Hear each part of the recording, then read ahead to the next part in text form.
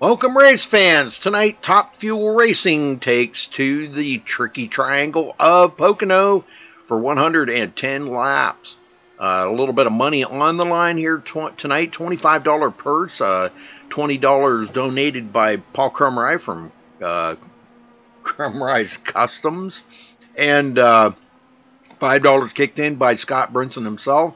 So they'll be paying out $10 to the winner, $10 to second, and $5 to third. Should be interesting. I got Josh Medlock in the booth with me here tonight. Josh, welcome. Yeah, another week, another race, Rudy. This ought to be fun here at the Tricky Triangle, man. This track is always good to some, and sometimes it's bad for others. So we'll see what happens tonight. Most definitely, most definitely. Yeah, it's going to be interesting. They said that Scott was saying that there's a lot of aero push on the cars, so this is something the guys are going to have to take into account when they're out here racing in a pack, because it's going to be pretty much a pack race, he said. So I don't know, boy, that could be dangerous. It could be awful for a lot of drivers out here. It could be a bad outcome, you know. They do have one quick fix, I believe so, but they do have, what, a 17 incident limit? Am I correct on that, Josh? Yeah, you have the incident count is 0x, but the incident limit is 17x. Yeah, yes. And the fast repair is you do have one. So, you know, although you got that fast repair, you really don't want to use it early if at all possible, you know, because this is a long race. Yep, that's a fact. Well, you got the points in front of you to run down through the top 10 for us. Well, as always, I write them down before every race, and I have got them right here. Of course, we have Chase Hudson in first with 491 points. He's pretty much dominated this entire season, but, you know, it's still quite a bit of racing left. 8 races after tonight. Scott Brinson in second with 446. He's 45 points back behind Chase. Adam Blocker in third with 443. He's only 3 behind Scott Brinson after last week's Monza race, so he moved up in the points. Michael Jeans in fourth with 416. He's 27 behind Blocker. Mark Walker in fifth, 369 points, 47 behind Jeans. Paul Crumry in sixth with 363 points. He is 6 points behind Mark Walker. Eric Steinmetz in seventh with 342 points. 21 points behind Crumry. Kevin O'Brien in 8th with 324 points. 18 points behind Steinmetz. Wally Turnerheimer in 9th with 323 points. He's actually 1 point behind Kevin O'Brien, so he could move up or go down at the end of this race. And rounding out the points is Mark McFadden in 10th with 321 points. He is only 2 behind Turheimer. So a lot of things can change in the point standings after tonight. Oh, definitely, yes. Well, thank you there, if I'm saying this right, Chemo in chat. He told me the correct way to pronounce his name. Yeah, thank you very much. I appreciate you getting that broadcast out there and getting more subscribers. That's pretty cool. That's you know, that's I can't thank you enough for doing that, man. That's pretty cool. So yeah, we did break that, and we will be putting on a big racer by MaxSpeedTV on July 1st. And I'm going to probably go with my old format of Cadillacs at Michigan, because it was such a great race the last time. I think we're going to rerun it again. But that'll be July 1st. Probably put up the server about 7:30 p.m. I will be making the announcement officially on Facebook.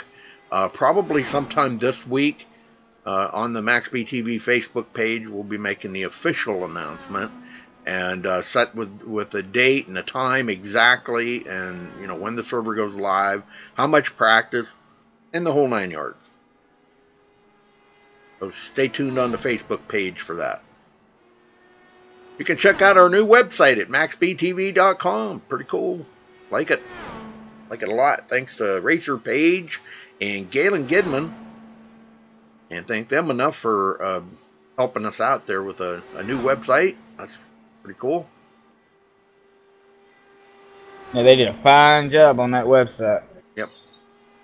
We're about 9 minutes left in practice here, and then we'll be on to qualifying. No quick as a a big pack of cars out there now. We were following a big pack there earlier, and man, they were having some great racing out there.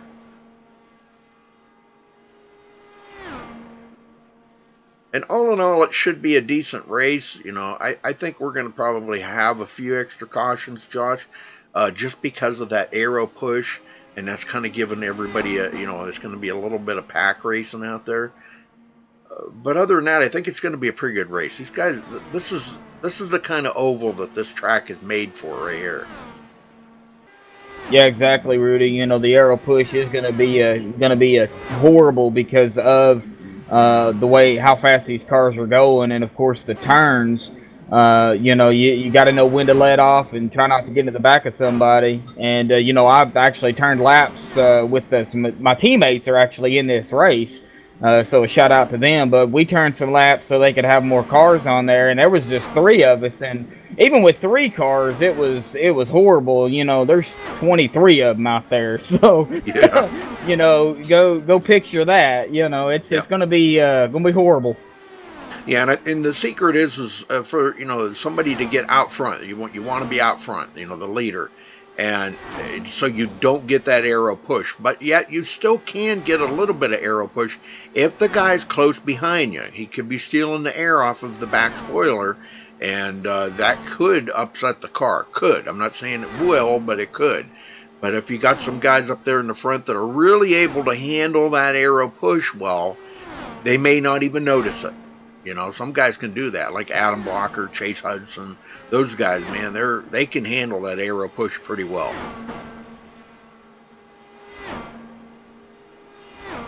Yeah, I am not one of them. I cannot handle the aero push as well as some of these guys can. But that just takes patience, time, and a lot of practice with a lot of vehicles. So you know, once you're able to get the handling down of a lot of cars around you, it just comes, and you know, you can go with it. You're like, well, oh well, you know, I got cars around me, I can handle it, you know. So just good luck to everybody out there that's racing tonight, because you know, this is going to be an interesting and fun race to watch. Yeah, well, you said the key word right there, practice. Seat time is very important, and in this car right here, you can't get enough, man, because you know, it changes so much with the aero push. And you know, this lap you might have a car, you might be following a car, and you go through a turn, let's say like the tunnel turn, you go through okay. The next lap, it may not be that way. It changes so much in these cars. Exactly, it does. It really changes. So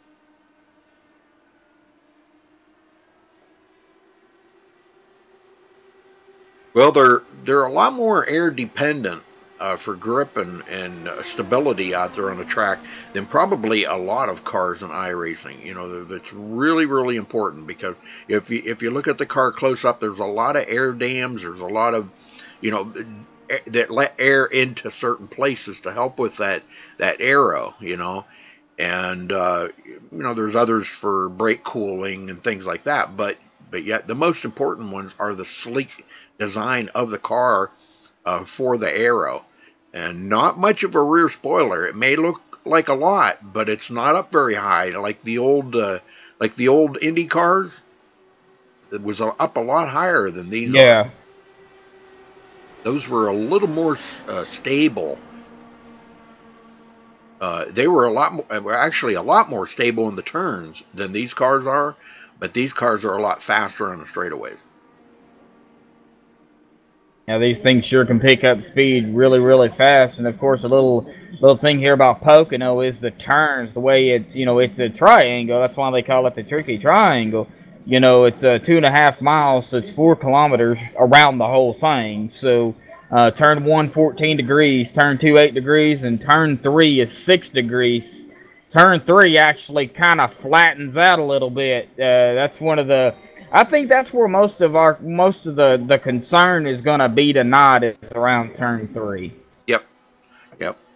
You're right. The tunnel turn can be tricky, but going into turn 1 can be a little tricky too, because you know, you go down the front stretch with and by the time you get to the end of the front stretch, you've got a lot of speed picked up. And going into turn 1, and if you're in a pack like that, and if somebody backs off, a little bit too early or something, we could have that like accordion effect, and a lot of guys check up. But we'll see here. Coming down to just a little under 4 minutes left in practice, and we'll be on to qualifying, but we'll step away here in about 3 minutes, and we'll play our national anthem to get things started. Thank you all for joining us. We appreciate it very, very much. Hopefully everybody sticks around for the duration here. They've got a pretty good race in hand here. I think I'm going to go get me something to eat and go take care of some business before the race here. All right. So I'll be back. All right, man.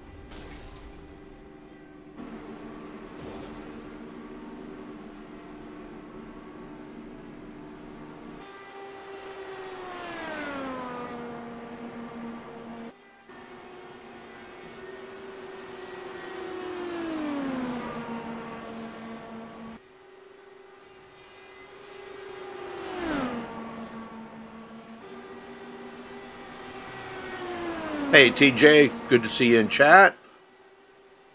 Hopefully everybody enjoys the show here tonight. 110 laps at the Tricky Triangle.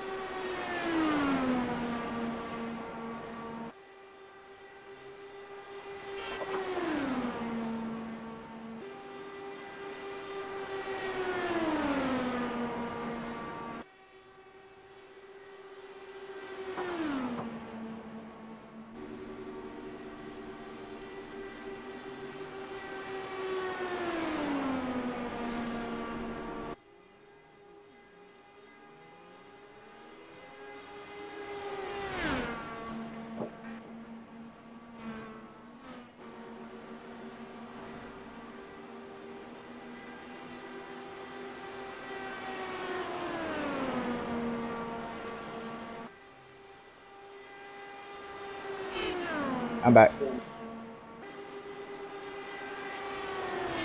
All right, folks, we're going to step away and play our national anthem, and we'll be right back after that.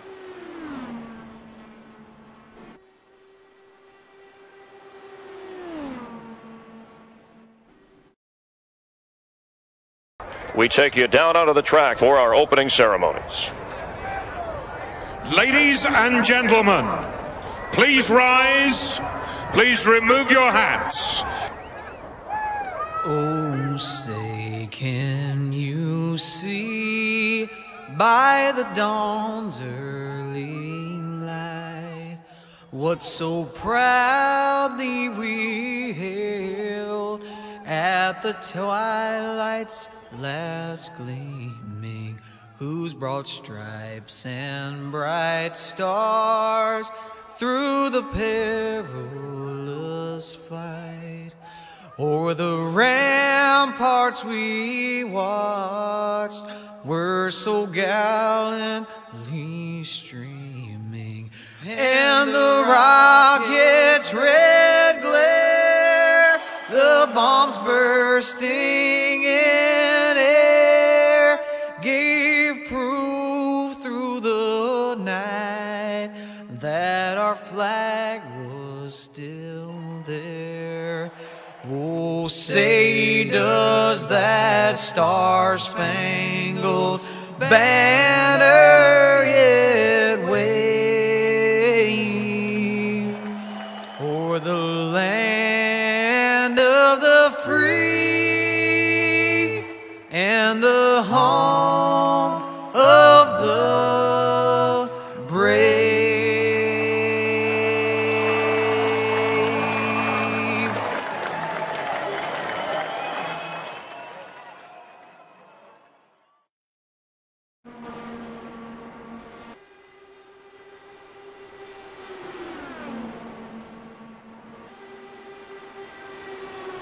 Okay, we're back and qualifying is underway. Nobody's turned in a time yet, but they will be here just right directly. I think they're making their second lap right now.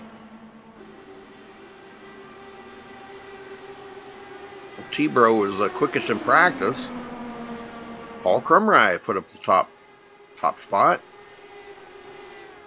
Hey, this is open qualifying, so everybody's on track. Right.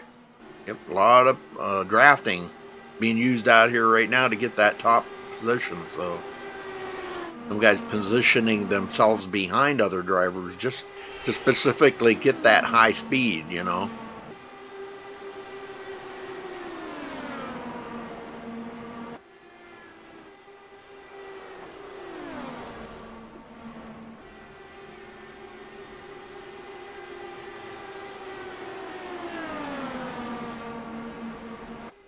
Chase Hudson just took the top spot.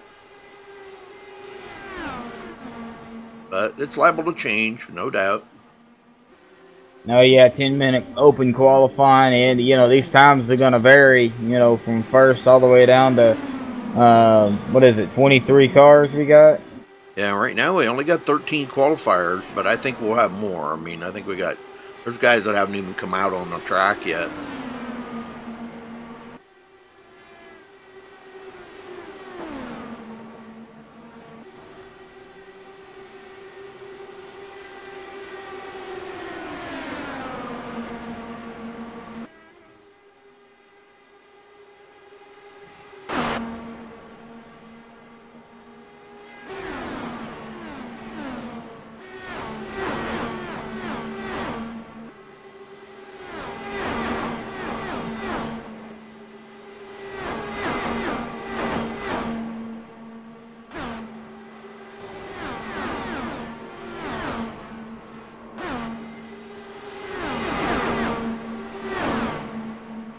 Seeing a lot of people get loose here in qualifying. It's Yep,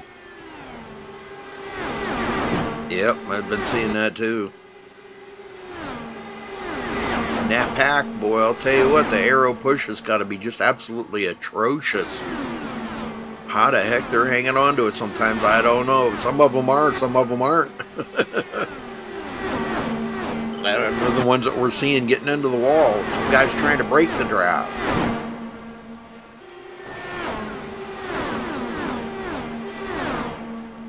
if you can break the draft from the guy behind you, you put yourself in a good position to cruise the rest of the way and keep your car clean. The bad thing about it is, at high speeds at this track with these cars, is they suck up so well. It is so hard to break that draft from the guy behind you.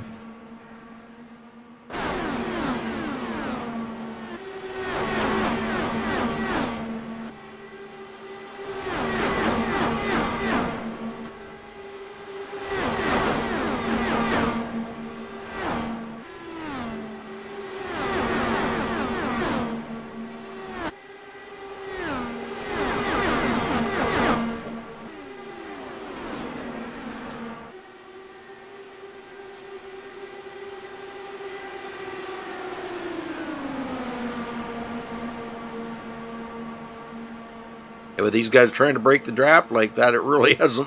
They haven't been able to get the speeds out of it. But boy, I'll tell you what, a pack of cars going around there right now. That's unbelievable right there. Oh, a couple of them just got into the wall. That's what it took right there. There's your aero push. Well, a couple to kind of keep an eye on out here tonight. Adam Blocker, Chase Hudson, of course. Scott Brinson. Those three are top of the points. Keep an eye on Marcus Yedstall. He has a lot of experience in these cars. Stone Cold Hawkins, he's been really hot. T-Bro, there's T-Bro, just come into third, or fourth now, I guess it is. But he's another one to keep an eye on. Wally Turheimer, we always watched Wally, because Wally's the type of guy that if he's starting back there in 13th, it won't take him but maybe halfway through the race, he'll be up there in the top 5. Sneaky Wally is what I call him. Yeah, he sure is. Boy, he just quietly sneaks his way into the top 5. Definitely a good racer, I'll tell you. You know, I talk about this every week, but you know, Wally's the type of guy that I can remember in the days of old when Wally was a mediocre driver, about like me, you know. And man, I'll tell you, he has improved 1,000%. That man, I'll tell you what, he's as good as those top drivers, Adam Blocker, Chase Hudson, and those guys. He's as good as those guys in these Indy cars. He is amazing. So definitely keep an eye out for him. Yeah, exactly. Adam Blocker has taken over the top spot so far here in qualifying. Chase Hudson in second, Garrett Maines third, Michael Jeans fourth, and Colin Scott fifth currently. Yeah, things could change. Yep. Yeah, there's another one to look out for. Colin Scott. Nathan Sylvia. I don't want to count Nathan out. Nathan's a good racer.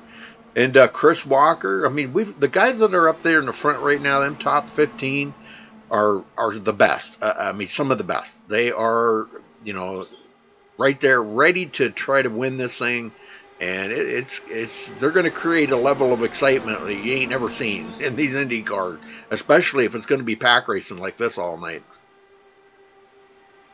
Yeah, and unless they get some green flag stops, that's what we're going to see is a lot of pack racing. If they can go green flag runs and get green flag stops, it's going to break up, you know, the field into several different packs of cars, because you'll see guys come in and guys stay out. So we'll see what happens when the race actually starts. You know, are they going to be able to get those green flag runs in? Now we got a 3-way tie for the pole there. Marcus Yedstall just come in the top of the list there, beating Adam Blocker and Chase Hudson. I said Marcus is he's no slouch when it comes to these Indy cars. He's raced them many, many times. I can actually race them a little bit better on a road than I can in the other cars, because you know these things are designed to turn, you know, better, you know, than the Cup cars or the Xfinity cars. So road courses with these are a little bit easier, in my opinion, but they're still a handful regardless what track you're at. Oh yeah. There, Scott Brinson just took the pole. Oh, there's a hook. Whoops. T-Bro got hooked.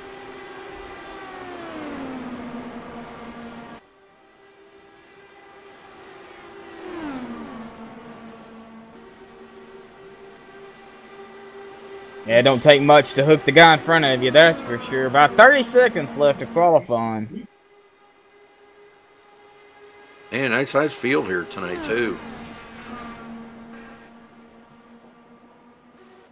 What'd you say there was? 23 drivers?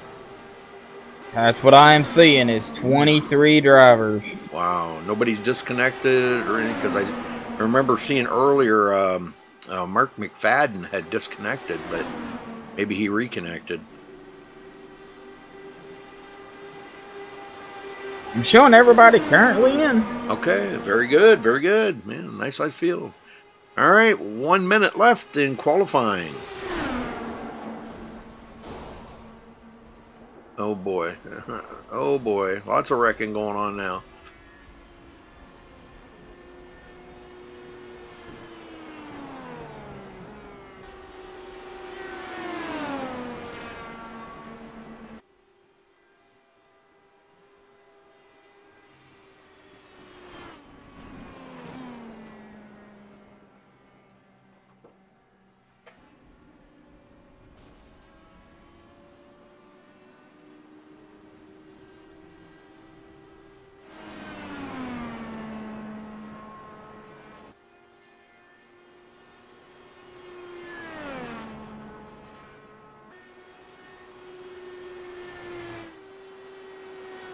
All right, that's going to wrap it up.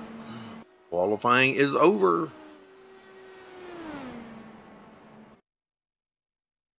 Okay, let's get everybody on the grid here. We'll get them accounted for.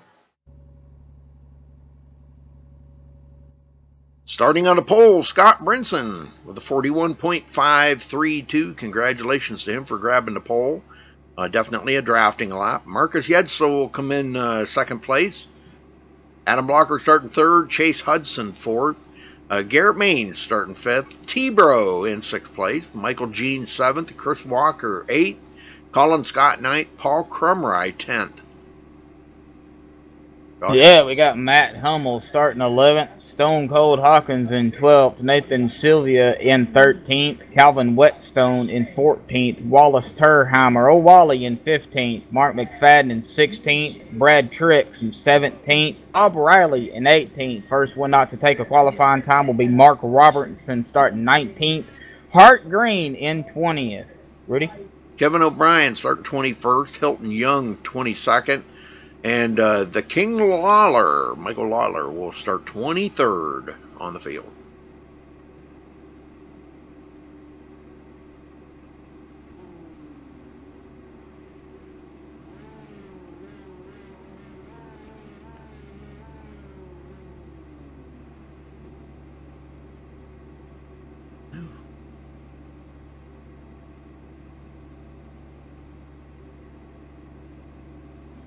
Waiting on the pole setter to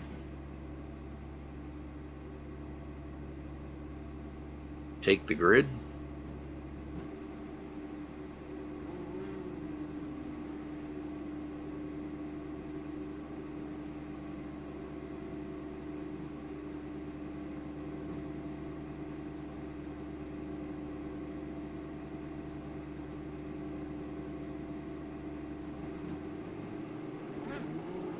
All right, rolling out.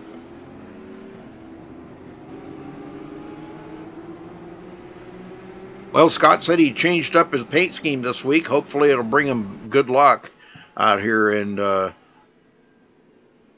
mean, the luck he's been having here lately, that's allowed Adam Blocker to catch up to him. Of course, those wins that Adam's been producing has really closed that gap up on our leader, Chase Hudson.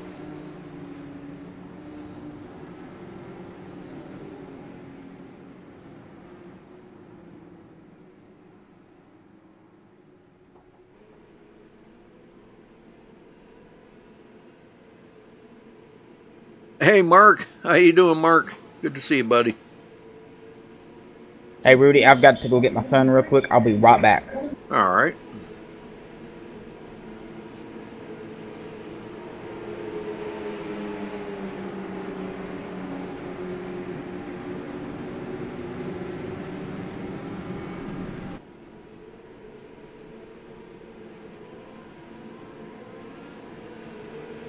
All right, folks. Closer here to kicking things off. They're through the tunnel turn. Next will be through turn 3, and as soon as that pace car dives onto pit road, boy, they almost immediately go green. I've seen them go green before the pace car was even off of pit road. So get ready.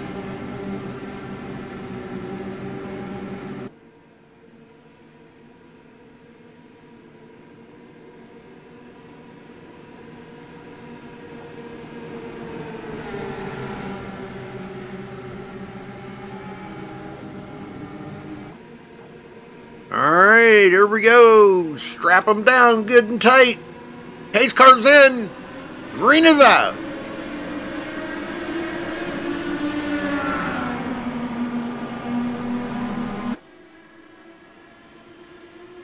Alright, Scott trying to break that draft. Coming down into turn 1. Adam Blocker taking up the spot. Marcus Yetzel on the outside of Chase Hudson. He will hold on to third, and we may have a bid for the lead here. Adam Blocker side by side with Scott Brinson, trying to deny Scott that first lap lead.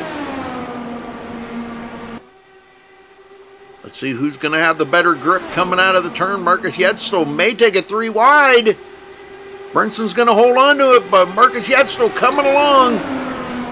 Not enough to get there to the line, though, to beat Scott. Scott will grab the first bonus point, and Chase Hudson way down on the inside, and man, did he drive it in there hard, and they are 3 wide behind him. Yestol, Brinson, and Garrett Maines all hooked up together. T-Bro back behind them in 5th place, hanging on to the draft at the moment here. Here comes Chris Walker. Chris using the Oculus Rift and contact. T-Bro into the wall. Oh no, poor T-Bro. Holy smokes, what a upset there that was. Let's go back and take a look at that. Contact made between Chris Walker and T-Bro, and boy, what a damaging thing that was for T-Bro. Boy, he flipped up into the fence and everything, so watch us as they come around here. Chris Walker get a run on him here going into turn 3, and it looks like he may have washed up the hill, I think, here. Actually, no, T-Bro come down into him. I don't know. Let's go back and look at this from a different angle. Might have been a little bit of both, but I think it was more... let's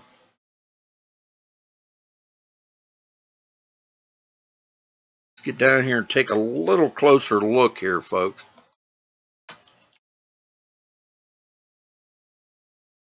Okay, see Chris Walker kind of on the line, but T-Bro comes down... Yeah, actually, T-Bro come down into him.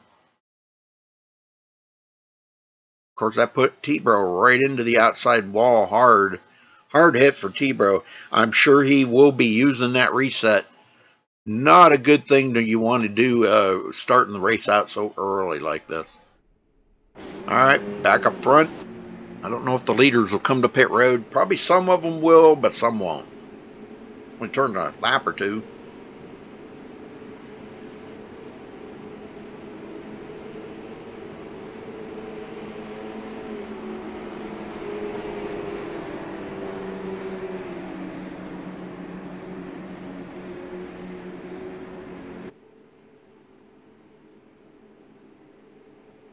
T-Bro's still sitting on pit road. Sure, he had to tow, just even though he was close to pit road, he had to tow. But he can make up that lap. You know, he's a lap down right now, but he'll make up that lap, I believe. Some of the guys in the back on pit road.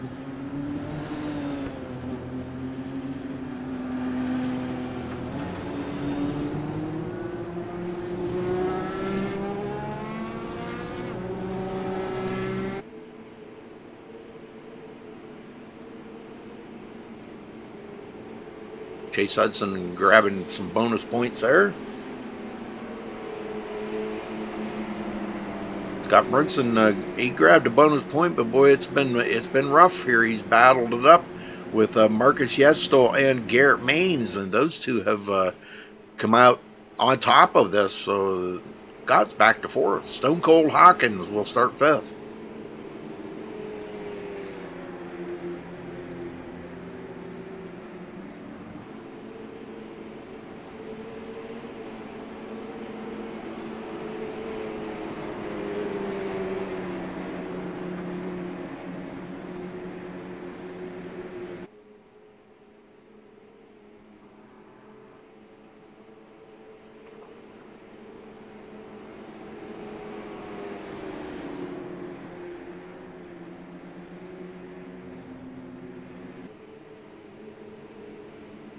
Oh, Chase is going to come in pit road. Oh.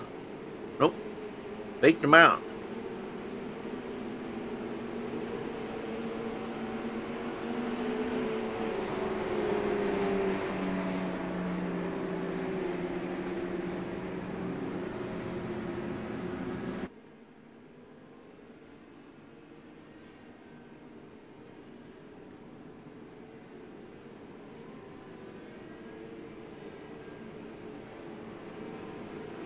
All right, lights are out. They're doubled up. We're going green next time by. There's caution number 1 is out of the way now. Hopefully, Hopefully everything is settled out on that. Yeah, T-Bro is back out there on the track now, but he is 1 lap down. Happened to use that reset, though. Hate that for you, T-Bro, this early in the race. Get a long race knowing that you can't hit anything or damage your car anymore, or you will not be competitive.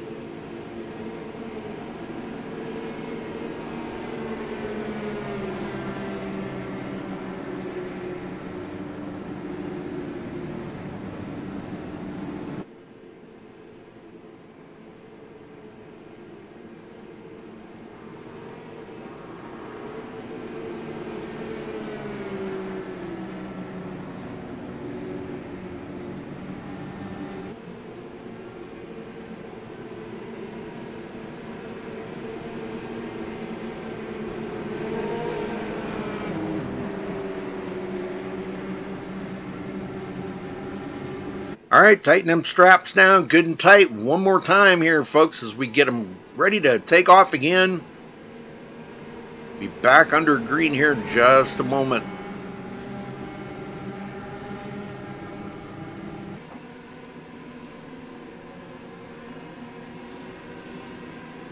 Ready, green, green, green, green. Pace car's in, and it's green. Boy, it went green before the pace car hardly even made a left turn. Here Maines trying to get around on Marcus Yedstall. Chris Walker, ooh, close contact, almost contact there between him and Matt Hummel.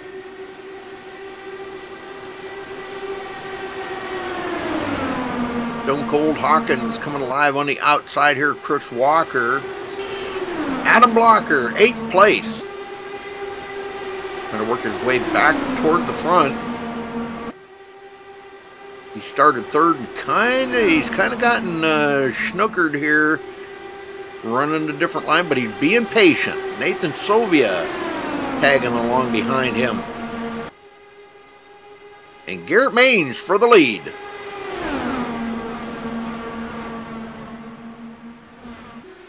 He collects a bonus point. Marcus Yedstall looking to the inside. And Scott Brinson trying to follow along with him. Scott blinking a little bit there. That's that Florida weather for you. Been having rain every day, he said. Down there with that the tropical storm Cindy that's moving in, covering up Florida, and moving up here around our region here in the next couple of days. So, Yedstall gonna collect the bonus point. No, Garrett Maines beat him. No, he did collect it. Wow. All right. So Marcus Yedstall collects a bonus point. Matt Hummel now up to 5th. Adam Blocker starting to make some progress here, moving back into 6th. Let's go back in field here a ways. Brad Truax having a pretty good run. Hanging on to this front group. Mark McFadden a little ways back. Him and Bob Riley working pretty close together here.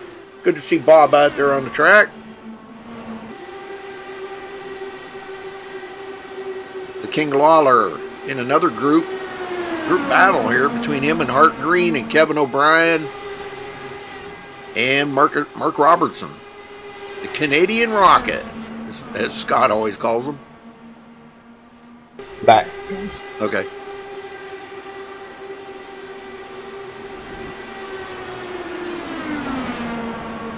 He drives around the outside of Kevin O'Brien. Kevin goes back to 20th. Almost back where he started.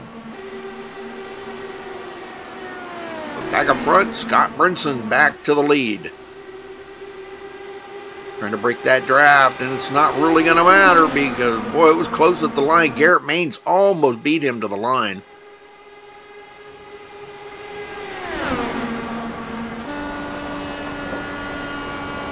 What a gaggle of traffic behind Scott Brinson right now. Holy smokes. A lot of cars. Sure thing. Garrett Maines, 2nd place. Here comes Adam Blocker bidding for 4th. He does have 4th. He's trying to get the 3rd. Him and Chase Hudson side by side. Wow. Well, the way they scatter when they come back on that front stretch is like, oh man. I'm telling you. Chase Hudson right back into where he started, 4th place. He got out there and led 4 laps, and I think he got them bonus points now. He's just kind of kicking back and relaxing, just staying in cruise mode right now. Adam Blocker doing the same thing. They're all trying to chase down Scott Brinson. Scott needs this win here to try to collect some more points on Chase Hudson.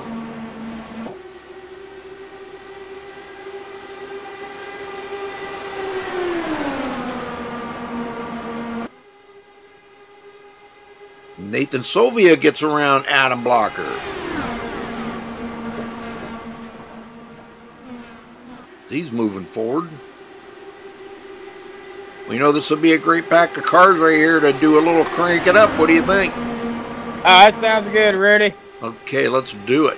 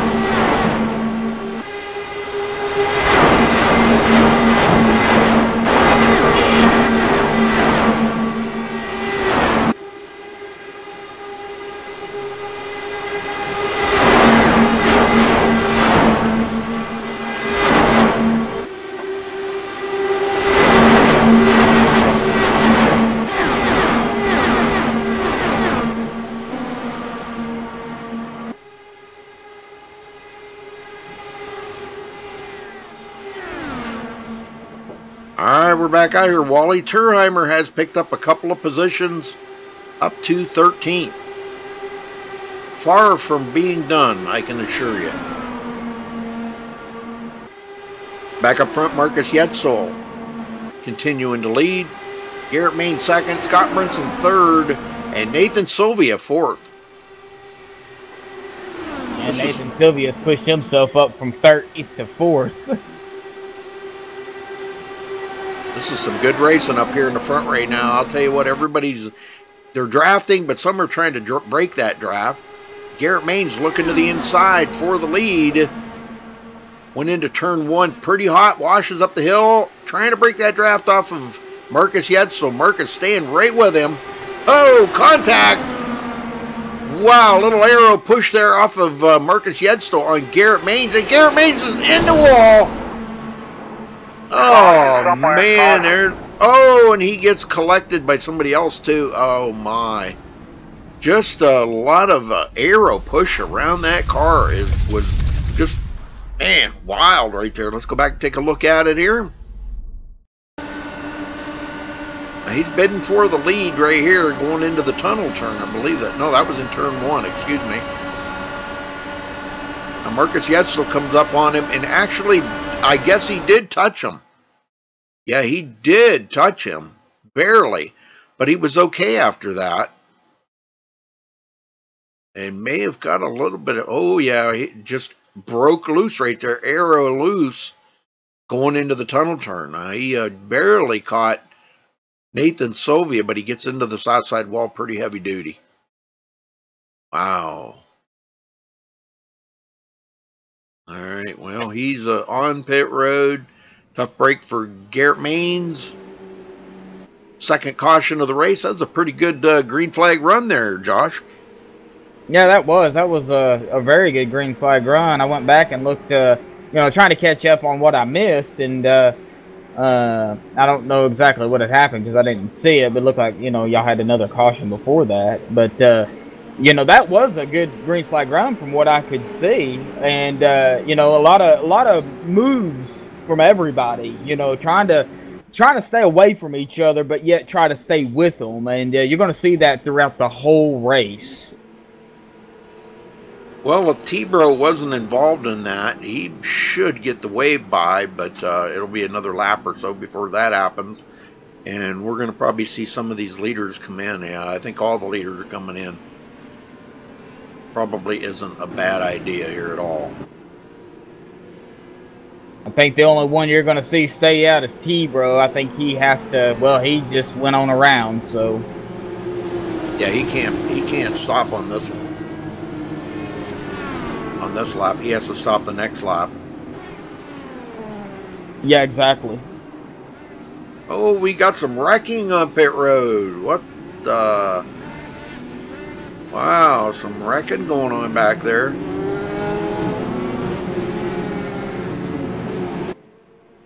Alright, so Kevin O'Brien stayed out, but he did not collect the bonus point yet. Now, Marcus Yetzel was the first one off of pit road. Scott Brinson second, Adam Blocker third, Chase Hudson fourth, and Nathan Sylvia fifth. But Kevin O'Brien's wanting to stay out. I think he wants to lead a lap, but he's usually one that likes to come in when nobody else is on pit road.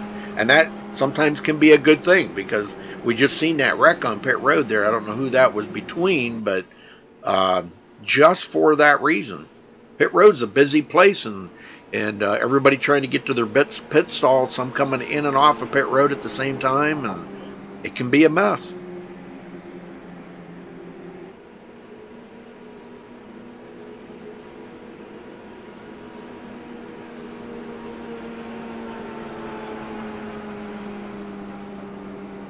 Kevin will he'll dive on pit road here in a minute.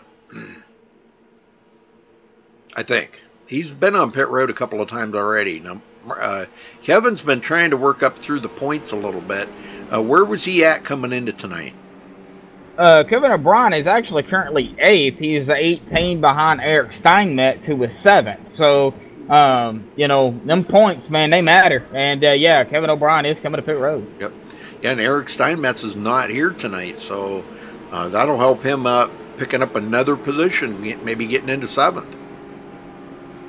And several other guys coming in behind Kevin O'Brien will be Michael Jean, Bob Riley, Travis Browder, and Mark Robertson, who's also decided, I need some more tires or gas, or, you know. Yep.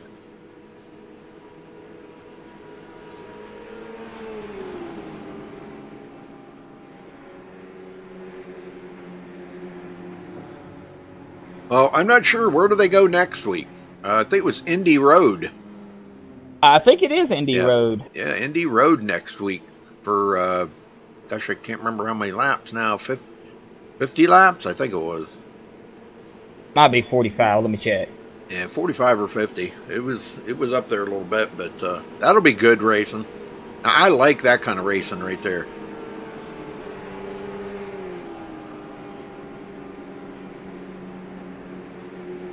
Next week will be the Top Fuel TFR Stars and Stripes Grand Prix at the Indianapolis Motor Speedway road course for 50 laps. Yep. So, yeah, you are correct on the laps.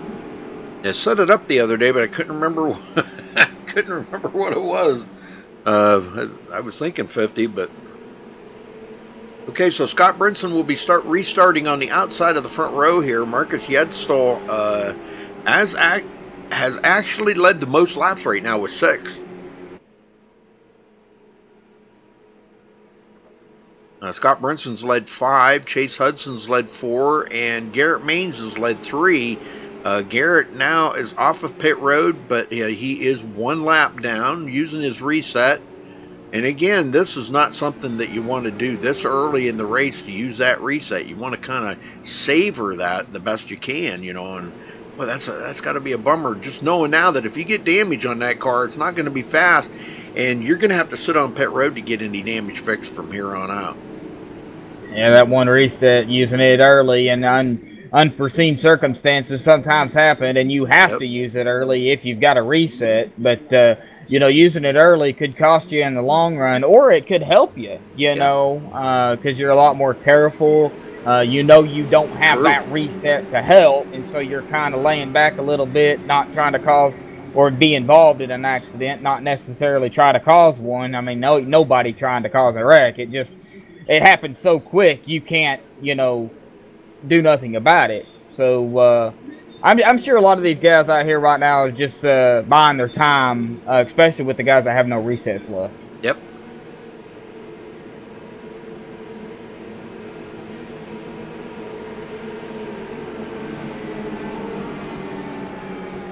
Well, get them going here, Josh. I sure can.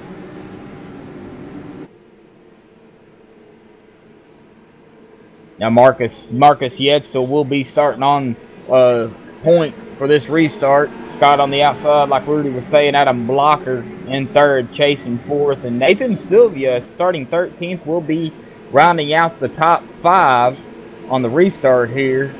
Should be a fun restart. Just be patient, guys. That's all you got to do. Hey, Zach Mecca in chat there. How you doing, Zach? I'm doing okay.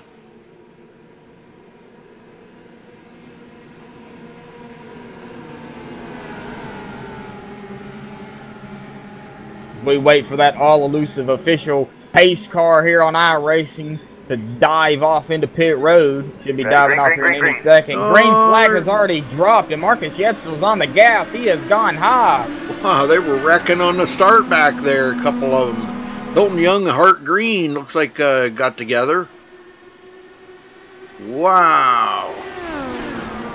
Yeah, Hart Green is way back now and probably going to have some damage. Kept it off the wall, but battle for the lead here.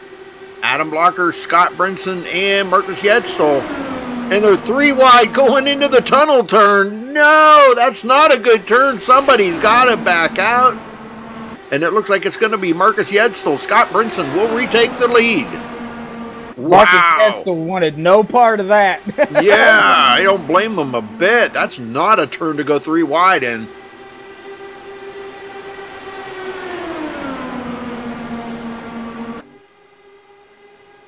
Stone Cold Hawkins into the top 5.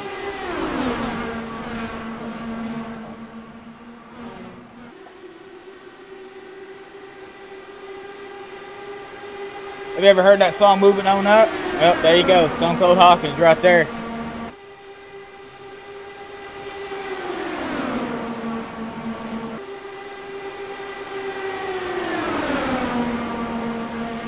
Adam Blocker way up on the high side. Oh, we got some spinning. Oh, no. Wally Turheimer caught up in that. Let's go see what happened. Well, these guys are getting way too rambunctious up here, I can tell you that.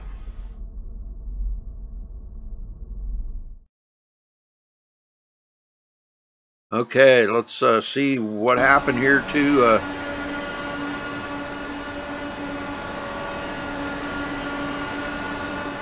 Now, Matt Hummel's right there. I don't know if there was contact between him and Matt Hummel. We'll see here. Getting ready to go into turn 3. Matt Hummel dives it to the bottom. He does have a nose under Wally. Oh, a little net coating right there. Well, maybe not. No, that was actually full contact. Let me try a different angle here.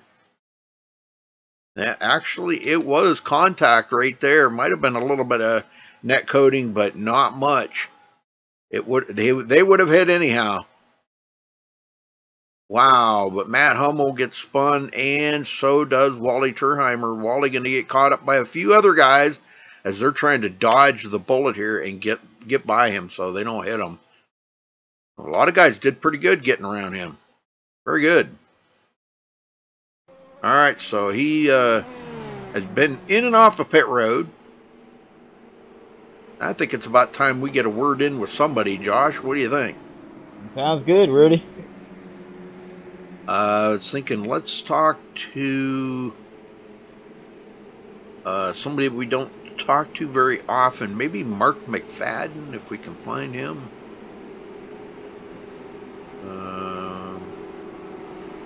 Yeah, there he is. I got him. They're down at the bottom. Wow.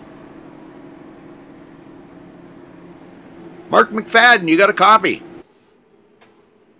I do so. How are you doing? Hey, we're doing real well, Mark. Well, I'll wait till you get done with your pit stop here. Hold on. Okay, go ahead. Well, talk about the racing out here and how much fun it's been so far. I mean, it's been a lot of hard racing. You know, you've been trying to pick your way through the field. How bad is that aero push keeping you from racing the way you'd like to race? You know, honestly, Rudy, it's not that much to worry about right now because I'm not really trying hard. I'm just trying to be careful, be safe, and be around at the end. So just do it the only way I know how, and that's just the big fat P, patience. Whoa, I'm telling you, well said right there, Mark. That is well said. I think we're seeing a lot of impatience out here right now with some of these guys they're getting a little impatient, taking that chance. We've already seen them 3 wide on the front row. I mean, wow. Is there any patience in that? Well, the trouble is the track is so much fun to race, and it is a racy track. It's a racy setup, so everybody wants to, you know, especially on the restarts, they want to get those 2 or 3 spots if they can. Yeah. Can't blame them, you know, but me, being the old guy, I just drag my anchor and wait till the tide goes out. Very well said. All right, Mark, we'll let you go back to work here, buddy. I got something. Thanks. Great job up in the booth, you guys. Well, thank you. Hey, Mark, I got something for you, bud. Hey, not to get your nerves going racking what they already are, but whatever you're doing something right because you're currently 10th in points, bud. So keep it up, buddy. It's the old thing again, like I say, you know, for the whole season, you got to take the big picture in and let it fall into place and let it work its way up. And, you know, even the slower, less competitive guys like myself can have a good, big overall picture if they're careful. Amen to that. I'm telling you, man, you said a mouthful in all them sentences you just said tonight, Marcus. That was great. Yeah, well, the other thing is, a couple weeks ago when you guys interviewed me in New Hampshire, I wrecked 3 times right after, so. Well, we hope that don't happen again, Mark. So good luck out there, brother. Thanks, guys. Keep up the good work. Thank you. Wow. Man, he said a mouthful. Every word that come out of his mouth was well said. Yeah, it was, man. Mark's something else. I like racing with Mark. He's a good old guy. Yes, he is. One of our Canadian brothers right there. Those guys know how to race up there in Canada, let me tell you. I mean, old Mark Robertson running pretty close together there. Mark and the Canadian Rocket.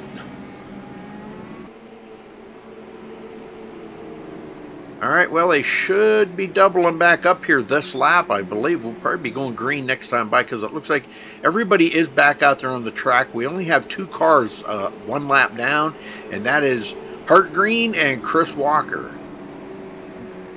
Hart was actually caught up in there on the restart. He was, I think he got kind of pile drove from the back.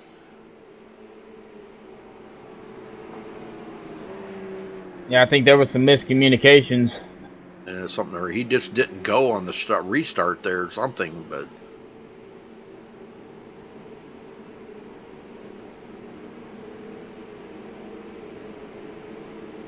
Well, I don't see Paul. There he is. Paul Crumry is in 7th. Okay, I was thinking, let me see if. Okay, well, we've got a whole nother full lap to go. Let me get Paul up here and talk to him, see how his night's going. Paul Crumry, you got a copy? Yes, sir. Well, the Crum Customs here tonight, 275. How's it going for you out there, Paul? Because, man, it's been really racy up in the front. Yeah, I'm sweating bullets right now. I mean, we got 26 laps in. We've got a couple cautions. People are just on edge. I think we just try to get everybody settled in here and get some green flag racing in. It's been insane. It's literally my fingers are probably dug into the steering wheel right now. You're white knuckling it, huh? Oh yeah, definitely. It's just been. I moved up into like 4th, 5th, and then I saw what was going on. I backed off and seen the 3 wide, and it was just. I think it's just a little too early in the race to be doing that. So I'm just gonna back off a little bit and kind of stay around the 10th, 11th position and see what we can do. All right, well, the Crum Customs paint, beautiful paint job on that car. Good luck out there tonight, Paul. Man, we're hoping that paint job does bring you a lot of luck. I hope it does too. I've won here before in the lights, so let's hopefully I can get the DW12 in old Victory Lane here. Yes, sir. Good luck, buddy. All right, thanks, guys. All right, running back in. I think he's restarting in 7th or 8th there. Marcus Yedstall going to bring him to the line. Scott Brinson on the outside of the front row with him.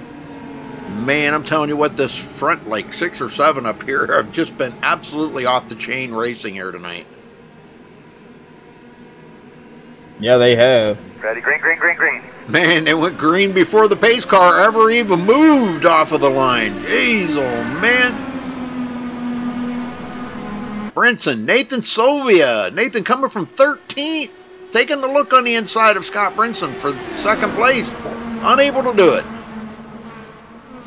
Adam Blocker sitting in 4th. Whoa! Wow! What happened there? Brinson was almost off into the grass.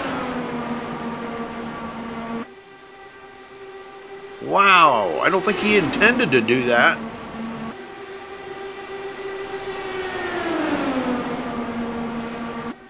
Whoa, man, Marcus Yetzel come right down in front of Scott. Holy smokes, just about took the front of that car right off.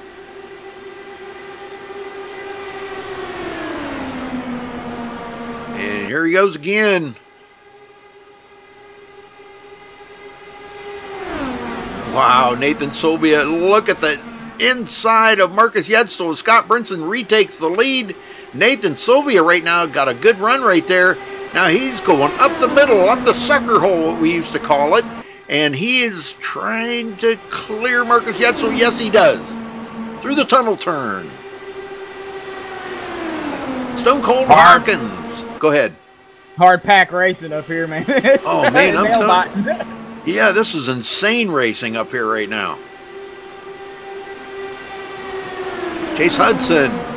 Adam Blocker. Let's ride along here with Adam Blocker just for the heck of it here, folks. Just watch how insane this racing is up here. All doing over 200 miles an hour, folks. Comes up on Chase Hudson.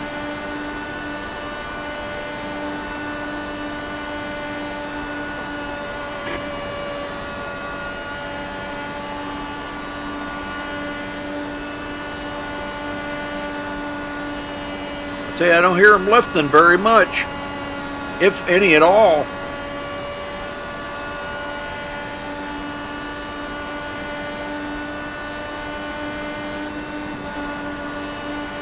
Adam Blocker goes back into 4th. He's not done yet. He comes up on Stone Cold Hawkins. As Nathan Sylvia takes the lead, leads his first lap of the race, collects a bonus point. Staying way out of the draft.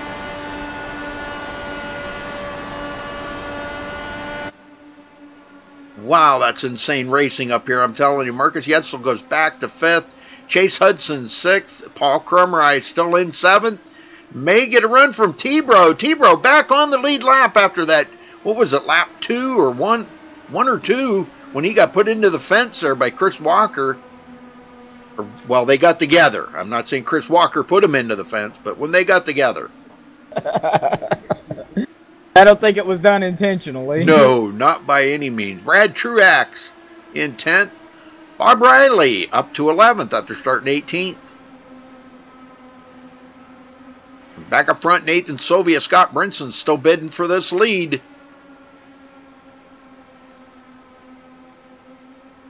Well, it's a lot quieter up here in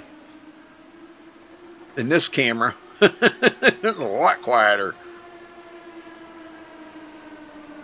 Adam Blocker taking it 3 wide. They're going 3 wide down into turn 1. Oh, no. Adam backs out. He thinks better of that. He says, man, that's not a good turn to be going 3 wide in. Brinson almost into the wall. Well, you can see I don't think going... Go ahead. I don't think going 3 wide at 115 miles an hour is good on anything. No. No, sir.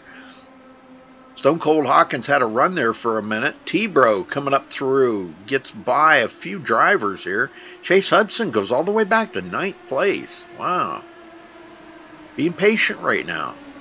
Yeah, don't count Chase out, though. Oh, no. He's being patient right now. He don't want to get up there. He knows it's pretty crazy up here in the front right now. And he doesn't want to take that chance and get involved in anything. And that's the way Chase always is. You'll see him. He'll slip through that nightmare mess when there's a big one, and he'll come out on top. Most of the time. Not all the time, but most of the time. Stone Cold Hawkins.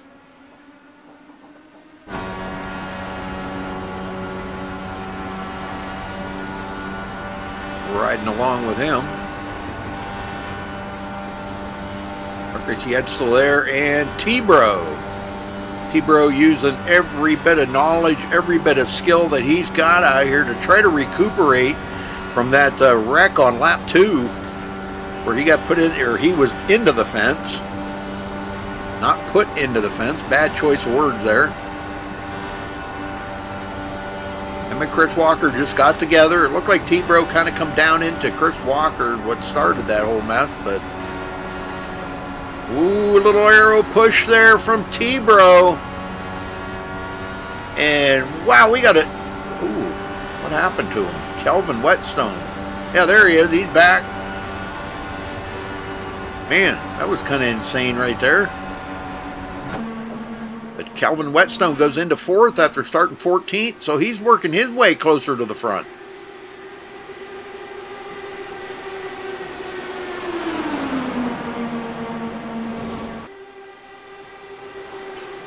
Chase Hudson back up to 8th. Marcus Yetzel 9th. And Brad Truax rounds out the top 10. And Bob Riley barely hanging on to the draft here of these guys. And he is about 1.1 seconds ahead of Garrett Maines. Now, if you remember, Garrett Maines was involved in a wreck and had a lot of damage on the car. Had to use that reset and was a lap down. And here he is back on the lead lap. Making a comeback. Colin Scott getting around Garrett Maines. We haven't even talked about Colin today. Here he is silently sneaking back into 12th. Back up front, these two here are racing. They're racing insanely right now. I mean, no way. I mean, they should just be following each other and running the laps down. But I know it's a lot of fun, but boy, you're taking some heavy chances there. And Sylvia leads that lap.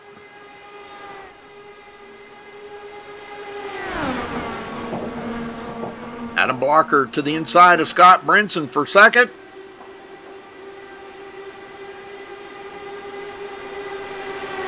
And he's going to go for the lead.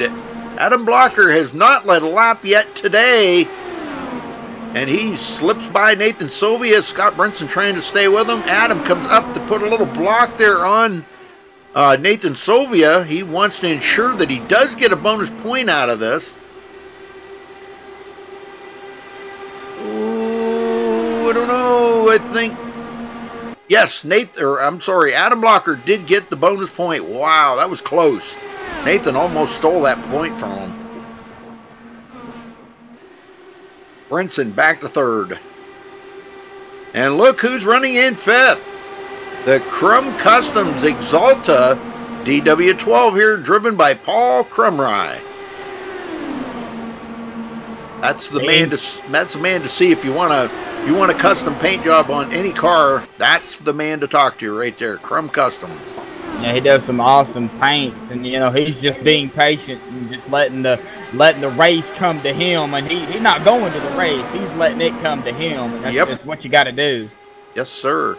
Yeah, and what we heard Mark McFadden talking about that just a little while ago. He's laying way back here, 6.1 seconds back, taking his time, being patient.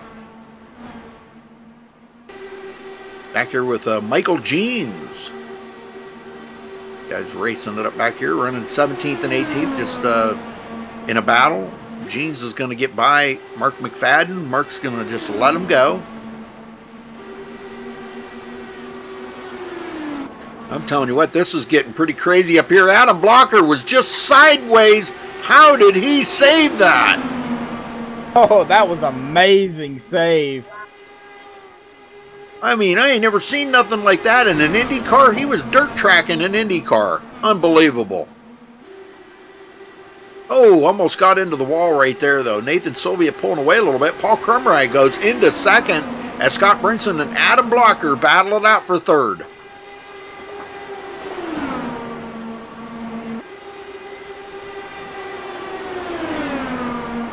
Here comes T-Bro making a move, too, man. T-Bro's looking on the inside of Adam right now. Crumray. Wow, I'm telling you, Paul coming from 10th. He's battling it up with Nathan Sylvia. Those two have raced around each other quite a few times, so they're no stranger to each other. They know how each other races. Most of these guys have raced around each other for quite some time, actually, in other leagues. And they're already catching up to some lap traffic here. Matt Hummel is about to go a lap down. How did he get back so far? Wow. Leader's coming up on him.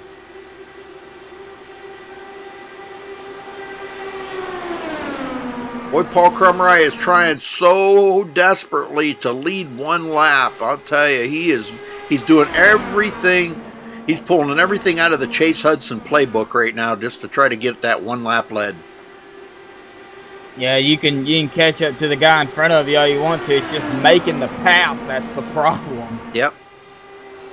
They're side by side. Crumray did have a little bit of a lead there, but he needs to do that at the start-finish line. They've got the drafting help now. T-Bro, Adam Blocker sitting there in 5th. These 5 have put some distance on 6th place, Stone Cold Hawkins. Nathan Sylvia continues to lead.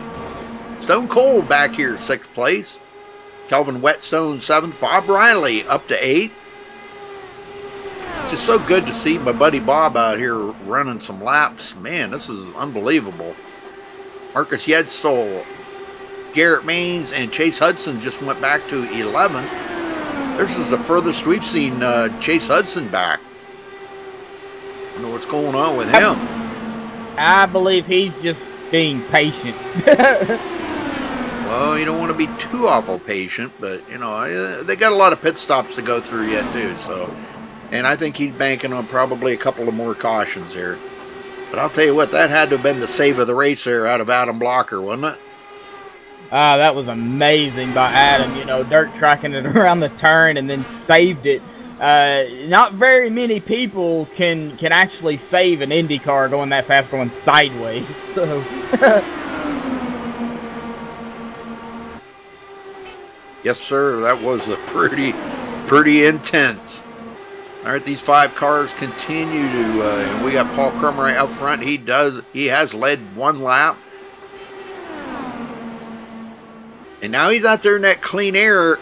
What's that car feeling like out there in clean air right now, Josh? well, I'm sure he's not getting a whole lot of aero, but, you know, as the cars come up beside him, like we're seeing now with Nathan dropping low, you'll get that air off that car beside you, and the push, you know, it's horrible. Yep. But they're 3 wide behind him. Oh, my. And Adam Blocker, boy, what a run he got down the backstretch there going into the tunnel turn. And now he's got to run on the inside of Paul Crumray for the lead. I'll tell you what, Matt Hummel sure would like to see a caution right now because he's losing time to these guys. He's just ahead of them. He's on the tail end of the lead lap now in 21st. Adam Blocker to the lead. Adam's only led 1 lap today, but that got the bonus point out of the way. Now he's just looking for victory lane. That's his goal set right now, victory lane. Yeah, he got that all elusive bonus point, man. Them things add up at the end of the, season, at the start of a chase, however you have your format. They all add up. So that 1 point could get you the championship. It sure can. Caution somewhere. Oh, we have a caution. I'm trying to find it back here. Chase Hudson may have been involved in that. No, that's our points leader. Let's go check this out, folks.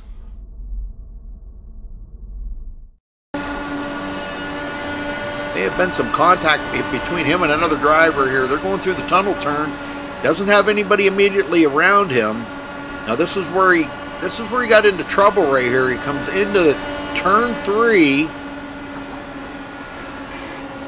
And, oh, cars up ahead of him. Looks like Wally Turheimer got into, who is that? Bob Riley? Oh, no. Yeah, just contact between them two right there. I mean, just a slight contact, but enough to send both of them spinning here. Robert Riley looked like he did a great job of saving that. But, oh, and Wally Turheimer caught Chase Hudson, put him into the outside wall. That's where Chase got damage. Oh, my. He got some air time, too, after hitting that outside wall. So there will be a reset being used in the Chase Hudson camp right now, I can assure you. He is on pit road.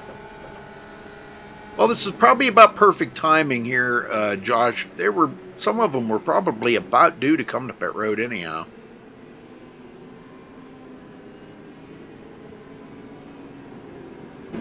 Oh, yeah, I think it looks like everybody's coming in. Yep. Yeah, you'd be kind of foolish now not to, unless you're just going to stay out and try to get a bonus point out of it, but I would definitely come to pit road.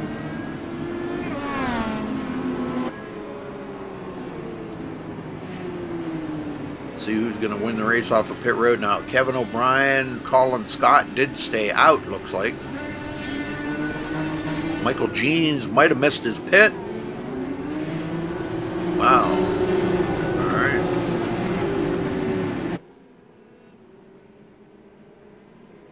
Scott Brunson looks like was the first off of pit road. Quick pit stop. 9.1 seconds for Scott Brunson. Great job. But the 3 out ahead of him did not pit. Kevin O'Brien, Colin Scott, and Michael Jeans. Well, let's talk to Garrett Maines, if we can find him. There he is. Let's talk to Garrett Maines. Garrett Maines, you got a copy? Yes, sir. Garrett, how's it going out there? Boy, what an upset there. You got involved in that wreck there earlier and had to use your reset, I'm assuming. Oh, yeah, I was totaled. I flipped upside down at the toe. Just, kind of waited it out. Just waited for my opportunity to get my lap back.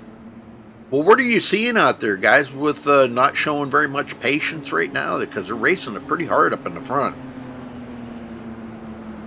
Yeah, I saw them, spinning it 2 and 3 wide pretty much every single corner, so I just backed it off, let them do their thing that last run. And right at the end, I had tires left, so I just came on right through it. Well, that's probably not a bad thing then kind of backing off a little bit and showing some patience out there. That's not a bad thing at all. We were talking to Mark McFadden a little bit earlier, and that's what his whole goal is tonight is to be patient. Would you kind of throw that out there for everybody to you think that would be an ideal thing for everybody to do right now, is show a little patience? Well, for the people using patience, they're actually getting an advantage here, because I just came right through the field, and everybody else is racing for, 1 or 2 positions. They're burning their stuff up. I'm sitting in the back and getting, 7 or 8 spots right at the end of a run. Well, that's good, man. Well, whatever you're doing, just keep up the good work, Garrett, because you're definitely showing progress after that first, that first incident there and getting damage and using your reset. Are you being a little more careful out there now, knowing that you have no more resets? Yeah, honestly, that big wreck in 3, when I came up on it, that kind of just broke my confidence in being able to, you know, just go after it right off the get-go. I just kind of, it enticed me to back off. Right. All right, brother. Well, we'll let you get back at it. Good luck, Garrett. Thank you, sir. All right, Garrett Maines running in 7th. Back up front, Colin Scott staying out. Michael Jeans, too. So now these guys are on a little bit older tires. Just a little bit.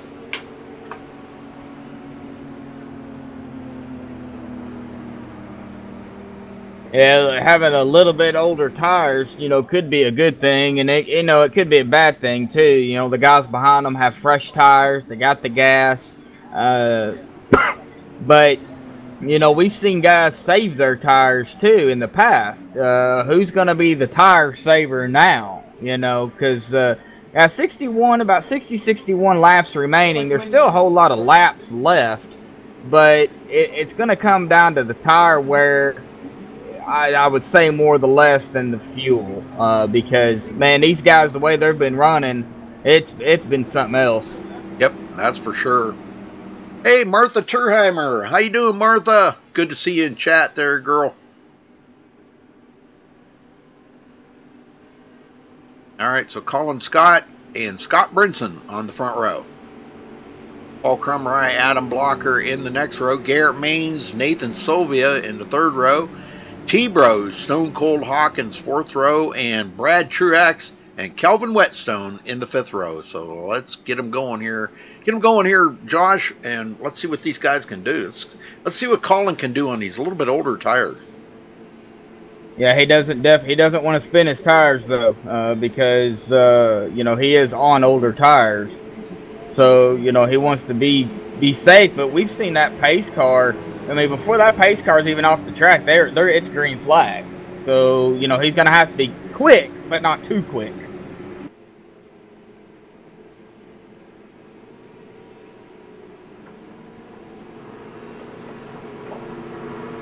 Still waiting for that pace car, man. We've got about another turn, I believe, before that pace car decides to dive off. Pace speed around here is 75 miles an hour. Pit speed limit is 60 miles per hour, for those of you that are watching who didn't know that.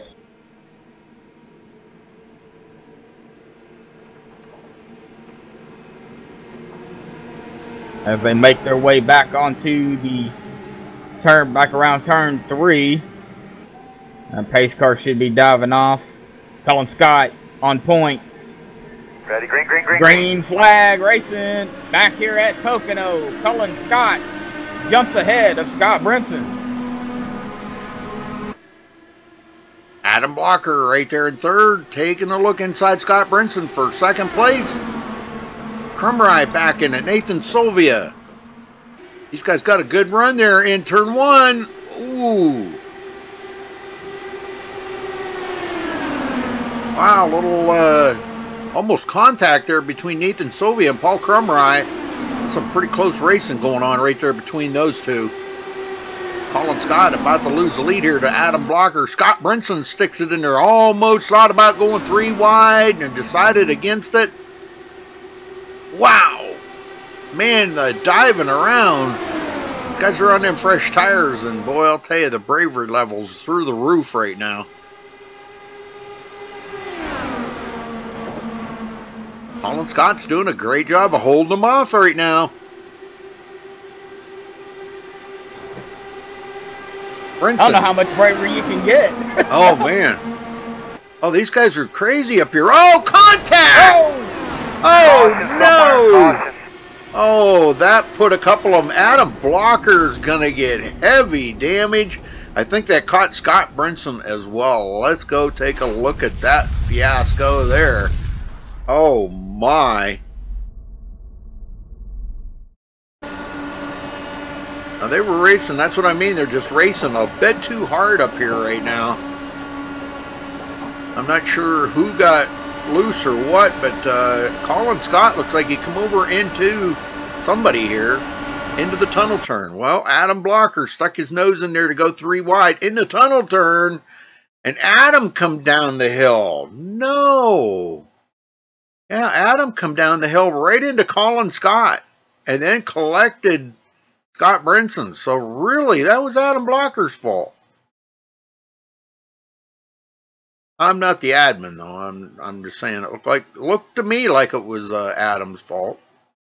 Well, from what I'm looking at pretty much the same thing you're looking at, and the way it seemed like it was kind of both, but like I said, you know, I'm not the admin, so It kind of looked like it was going up the hill. Adam was coming down, and Cullen kind of came up a little bit. So, but you know, one of those incidents. Well, that put Scott Brinson and Chase Hudson on pit road, and I'm not sure. I think Scott might have had to tow. He is sitting on pit road along with Chase Hudson. And those were the 2 points leaders. So, man. Well, I don't think anybody's going to stop right now. But, I don't know. Is Brad Truax in here?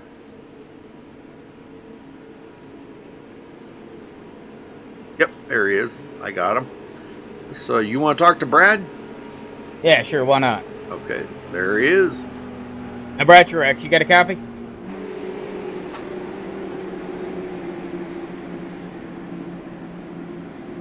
Brad, you got a copy? Yeah, I got you. What you need? Hey, Brad, man, we was just wondering how your racing was going down there, bud. It's actually been going pretty good. It's been hard to work through the pack, but you know, it's a good race. It's a good close race, and I love this stuff. Well, you're currently in 8th, man. You qualified 17th. You've been pretty patient, you know, that we could see, you know, just gradually picking off the positions as is needed. You're using the big P is what Mark McFadden said, patience. What's the arrow push? You know, we're not down there. We don't know how bad the actual arrow push is, but you do. How is it?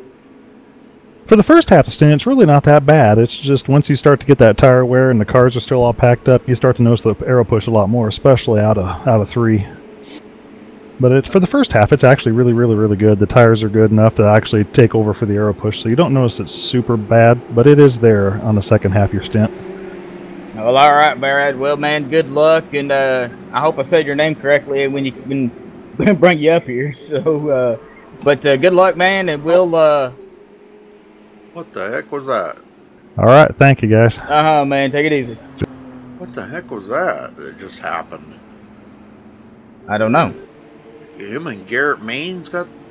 I got to go back and take a look at that. I don't know what happened there. That looked kind of.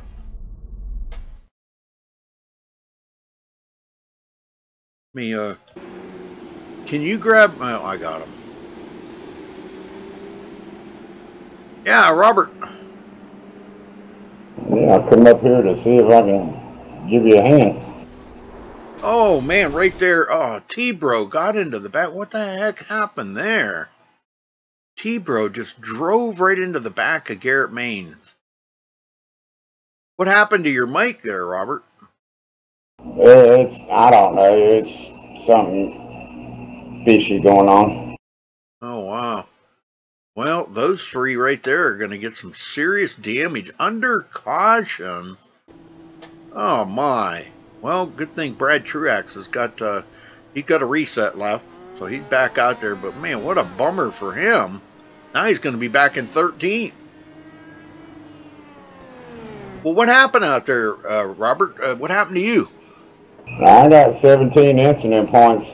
I was running good. Oh, my. Oh. Just people's cars flipping and whatnot just got me. Oh, man. Well, I think you're the first one that we've seen out of the race because of that, but... Wow. That's a bummer. What'd you think of the arrow push out there? I mean, you were running really good. You were up there inside the top 10. What was the arrow push, you know, to you? What was it like? I managed mine pretty good, Rudy. It was just that everybody was, you know, making poor choices on moves. Well, that's what we talked to a couple of drivers. Now, Mark McFadden said that his whole goal out here tonight was to use the big P, patience. And it's actually paying off for him. He's still in the race, 16th place. He's just being patient back there. We're only at the halfway mark. You know, these guys up front here have been racing like it was the last lap. Yeah, and it's been like that the whole race. So I mean, you know, you got to take and have the patience, and there's a lack thereof with some of them. Yeah, that is a fact. Well, we should be getting the one to go here. Yep, lights are out on the pace car. They will be doubling up going back green next time by on lap 57, folks.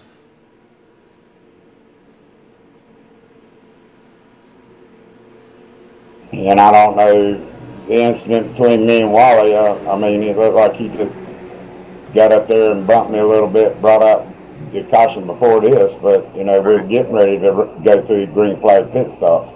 Yeah.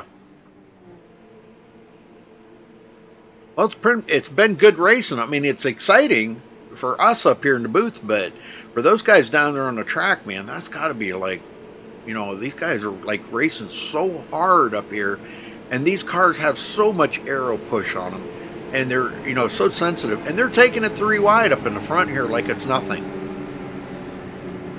Oh yeah, there's been several times that I've noticed everybody going through and, you know, 3 wide in turn 1, 3 wide into turn 3.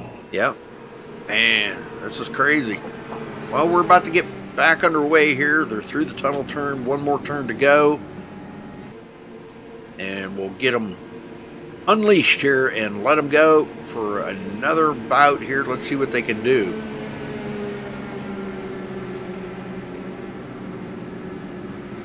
Been interesting. To say the least.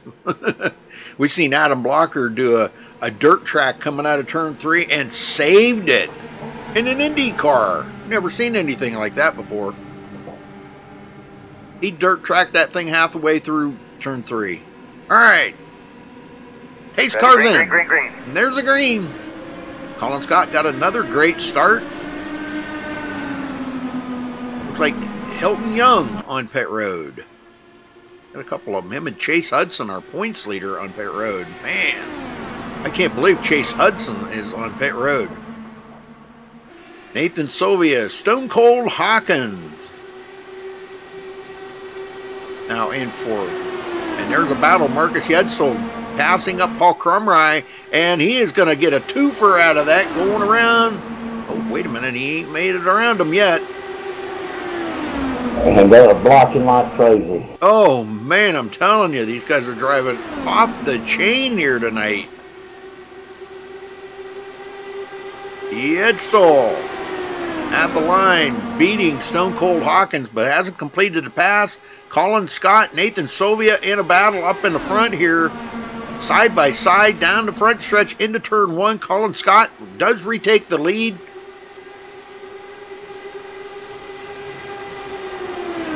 Sylvia's battling back.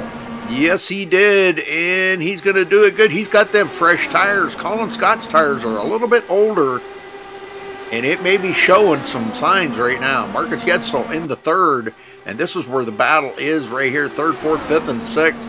Tight battle. Oh, somebody. Oh, okay. They're okay. I don't know who that was. I think it was King Lawler. It looked like he got into the wall, but he didn't. Phew. But he's up to 8th place after starting 23rd. Yeah, one of the big movers, man, and he's actually one of my teammates, so Yeah. go Lawler. Yeah. I don't know where Scott come up with the King Lawler at, but it's probably something with wrestling. It is. It is. Okay. T-Bro passing up the King Lawler. Brad Truex out of the race. No, we just got done talking to him. We were talking to him when that wreck happened under caution. Wally Terheimer kicking it up a notch here. We're on the second half of the race, and he goes 3 wide into turn 1. Wow, side by side there with Calvin Whetstone Whetstone comes out on top of that one. Waller in 11th. Brad unfortunately received a throughput. Oh man, what a bummer for him. Oh, way up against the wall. Chris Walker. I know he's in the Oculus Rift. That had to look horrible in the Oculus Rift right there. He's seen that wall coming up on him real close. Nathan Sylvia back to the front. Colin Scott second. Matt Hummel into third. This is the closest we've seen Matt to the front. He was up here, I think, in the top 5 earlier, but he's fallen back, and now he's back up here in third.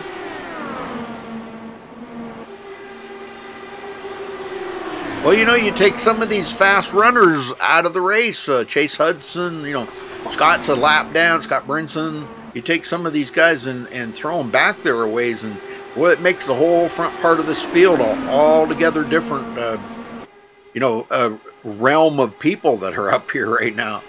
Adam Walker exactly.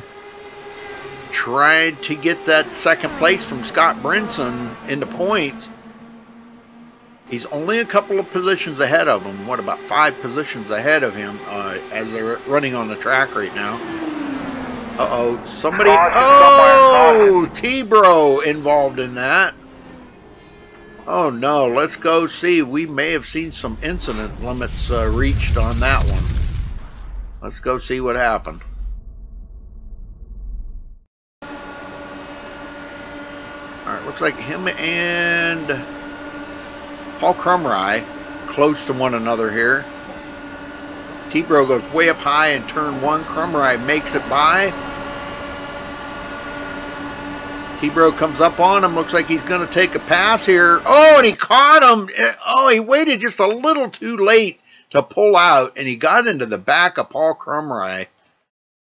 And, boy, that put Paul into the wall, and come off of the wall right back into T-Bro.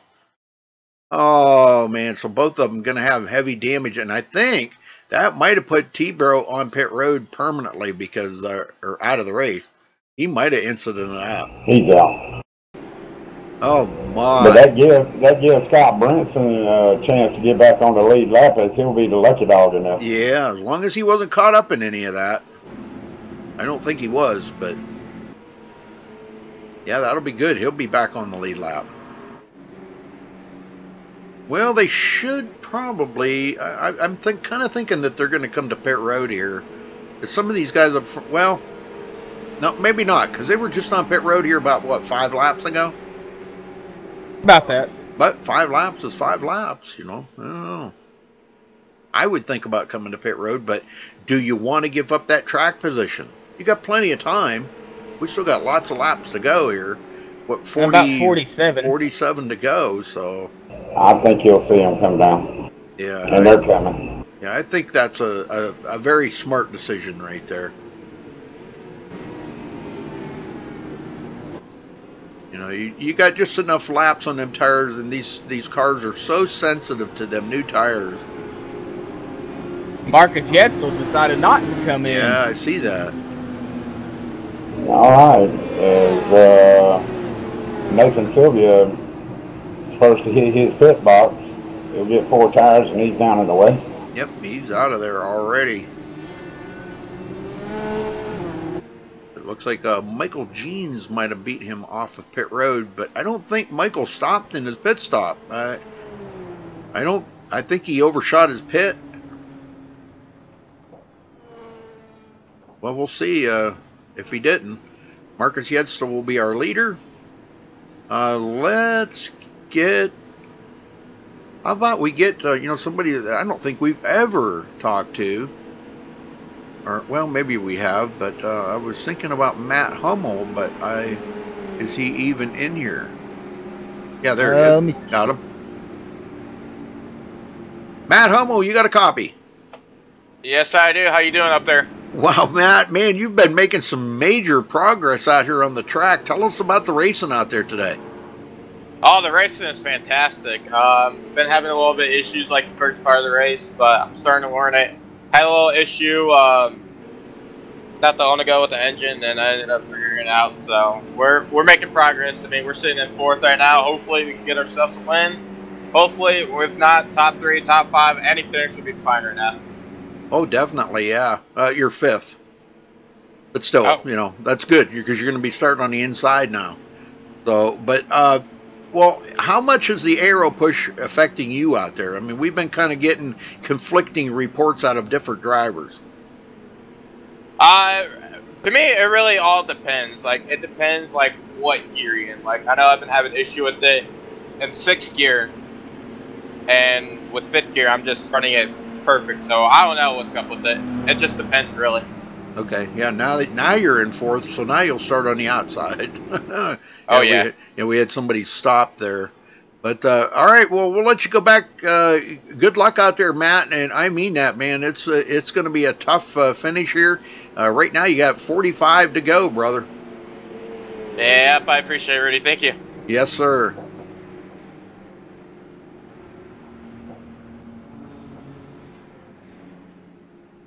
Boy, I'll tell you what, Yetzel has been extremely hot. He's led the 2nd most laps out here tonight. He's led 16 laps. Nathan Sylvia's got the top with 18 laps. Man. And Chase Hudson still has not returned to the track.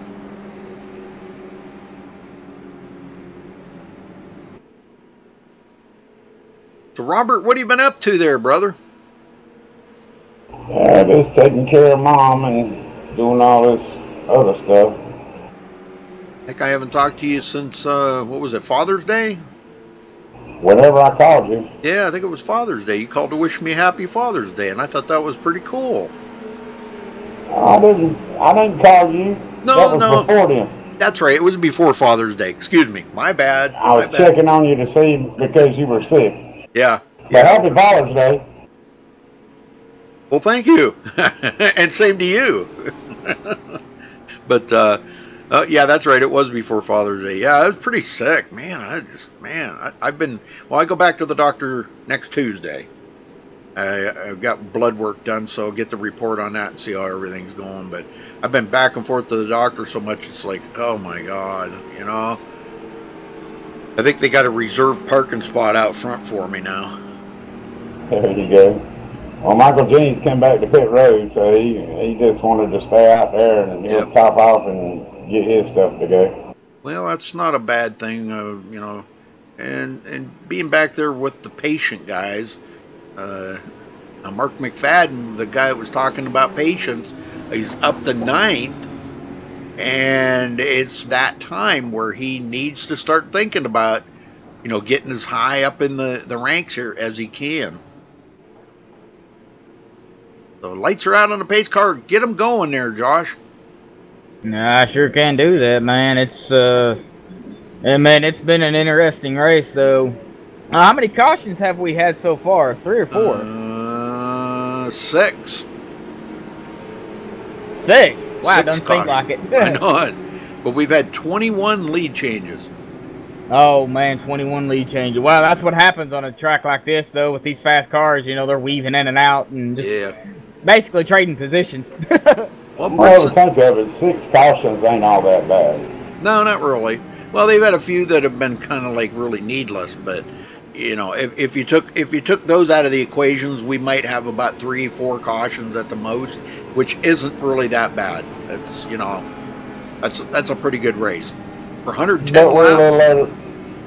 A little over halfway, and it's the last lap. Yeah. Well, Marcus Hester will be starting on the inside. Nathan Sylvia will be starting on the outside. Boy, they touch right there. Man, it's going to be something else here as the pace car makes the all-elusive dive to pit road. Green flag racing. Oh, and they're side by side. Whoa, they both got a good start. Yes, they did. And Matt Hummel got a great start, too, because he was side by side with Colin Scott. And he's got his nose underneath the leader.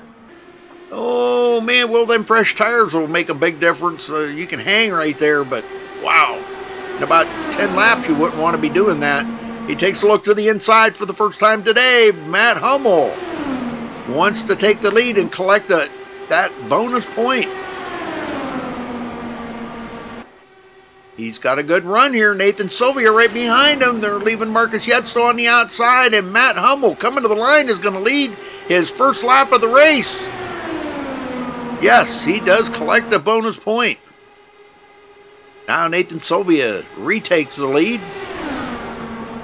And this is where these guys are getting awful crazy up here. Chris Walker involved in that very first wreck there with T-Bro. When them two got collected, it looked like T-Bro kind of come down into Chris Walker. They're 3 wide back here. Guess who's there? Wally Turheimer, but no, he gets into the wall. Oh, no. No, he did keep Wally. it going. Yeah. But, man, I'm sure he's got some damage. Oh, I'm sure, and we're going to see it because that'll knock the speed right out of that car. He just dropped it clear back to 14th. Mark McFadden takes over 7th.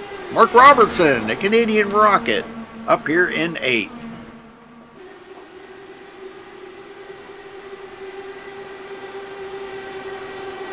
Looking at these two at the front, boy, they're really going at it back and forth. Wow, I'm telling you, they're racing so hard up here. I know it's fun. You know, it's fun to have somebody you can race side by side like that. Now, if you can trust the guy, you know the guy. But I don't know how much these two have raced each other. But if they get together, boy, it's going to end both of their days. Got to be very careful. Yeah, and if they get together with where they're at, you know, if they get together, and it could not only end their days, but some of the guys behind them, too. Kevin O'Brien almost makes it into the top 10. Here comes Scott Brinson by. Scott back on the lead lap. And he just drove around Kevin O'Brien. Scott he's trying to make a reprieve here and get back up there and race it up with these guys. And I think before this race is over, we're going to see Scott back up there in the lead. He's worked his tail off to come from a lap down and get back on the lead lap, now running in 12th. Takes a look on the inside of Stone Cold Hawkins. Going into turn 1, he's got that position.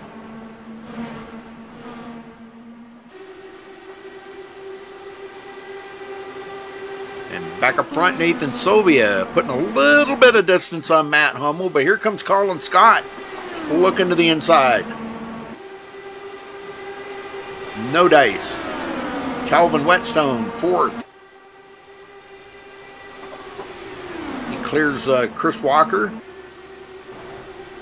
Ooh, a little tap there on the wall. It looked like King Lawler. He's been doing that coming out of turn 3.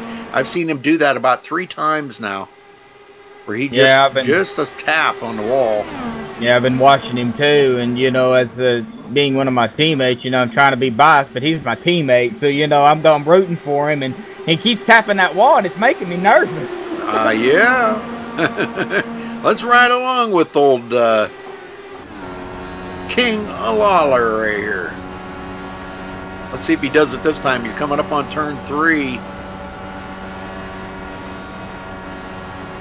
He just might be taking it a little bit too low there. I'm not really sure. I know the grip is right in that black strip, isn't it, Robert?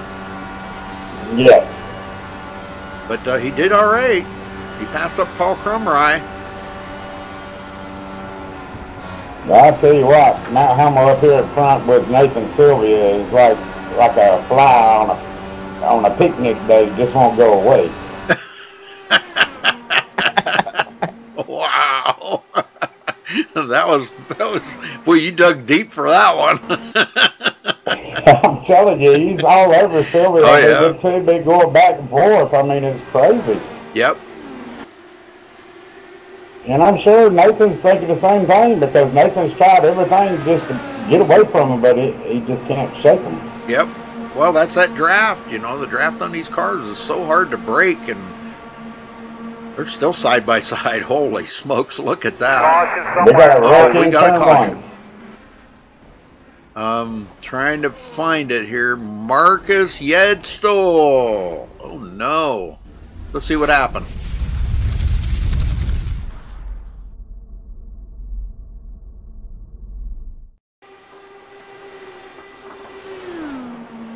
All right, he's got Calvin Whetstone behind him. He took it way down low here. That looks like some net code. Oh, on the inside. Oh, was that Lawler? Yes, it was. Boy, major net code right there. They weren't even close to one another. Heck, they were 2 or 3 feet apart. Well, Marcus should have a reset, so he'll be all right because he's on his lid here. He's going to have to probably tow, unless that thing does flip back on its wheels, but it's not going to. So he'll have to tow to pit road. Oh man, what a bummer for him. But Matt Hummel in the lead. That's a major net code on that one. I mean, definitely. Well, I'm sure he's going back right now watching that to see what it was, and he'll see that it was some pretty heavy net code. Yeah.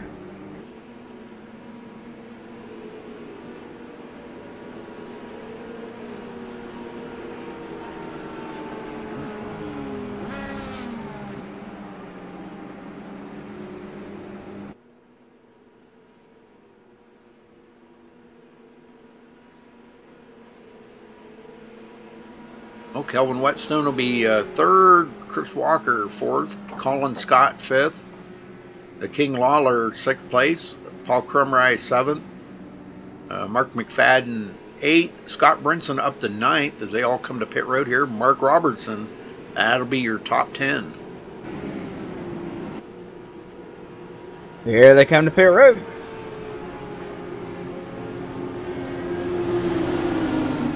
I don't think we're quite inside that window yet where they can make it the rest of the way on fuel. We might be getting closer, but I don't think we're quite to that point yet.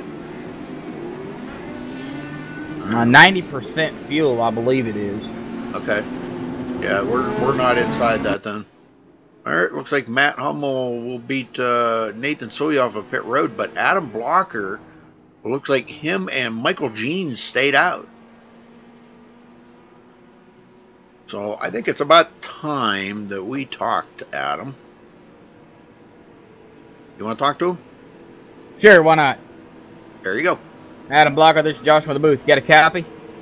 Yes, I do. Hey, Adam, man, it's been one heck of a race for everybody, pretty much. You're back out here in first. You didn't pit that I can see, but how's the racing overall gone for you, going back and forth between everybody? Because we've seen, you know, the aero push is horrible. What is it for you? The aero push isn't that bad. I think compared to most tracks we go to, this is actually a pretty grippy setup. But I guess some people just don't know how to anticipate, even though they drive the car every week. But you know. People have just been way too aggressive and things like that, and I knew we would have a pack, you know, that's why that would happen if we had a pack race, but I don't know, that's why I stayed out, because we were in the pit window, and, you know, I don't want to be behind everything when it happens, so, yeah. Yeah, I kind of don't blame you on that one. Well, not to get your nerves racking more than what they already are, but, you know, you are in third, 3 behind Scott after last week's Monza. And you've gained closer to Scott. You know, what's your game plan to get past him?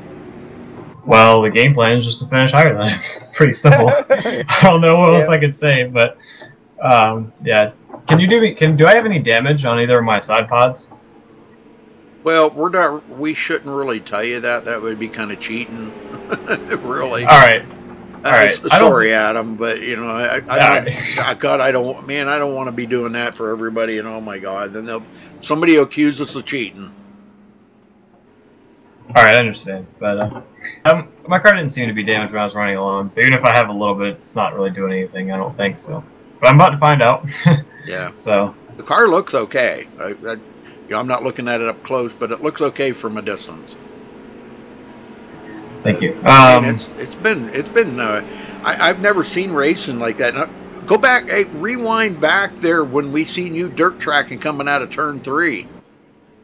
Yeah, that was pretty crazy. Scott just, pushed up, and then I left a lot of room. He just made a little mistake, but we survived, so it was all good. I almost did the same thing to him in turn 1, so yeah. But I don't know. That was interesting. And I don't know what happened with that big pileup. Colin disappeared on my screen, and so it was just me and Scott. And then all of a sudden, Colin reappeared, and we touched, and then it was a huge crash. So I don't know. Yeah, that's it happens to everybody. So, man, Adam, good luck, and hope for the best, man. Yep. Hopefully, nothing bad happens, because this is a good opportunity to make up points on Chase. So, need as good of a finish as possible. Now you can make it from here on fuel.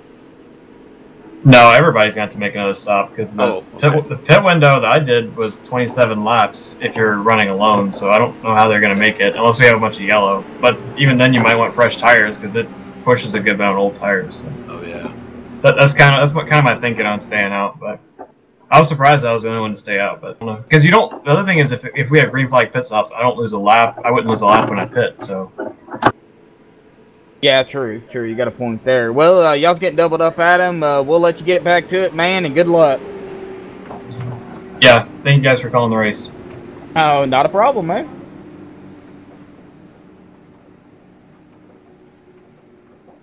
Well, Matt Hummel's come alive here in this second half of the race, and he's up here after starting 11th. He's finally got himself in position here. He's led 6 laps. He knows what it feels like out front. Adam Blocker glad to be back out front. Man, it's been hard fought to get there, but he's back up front. And Nathan Sylvia, the guy to look out for that has led the most laps here tonight with 21, sitting in 3rd on this restart. Well, I'm telling you, daggone Matt Hummel is that fly at the barbecue. He just won't go away. He's there for the count. Yes, sir.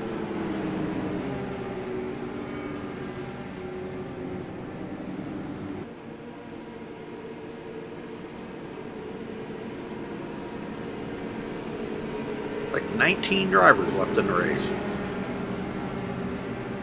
T-Bro and Chase is still sitting on pit road.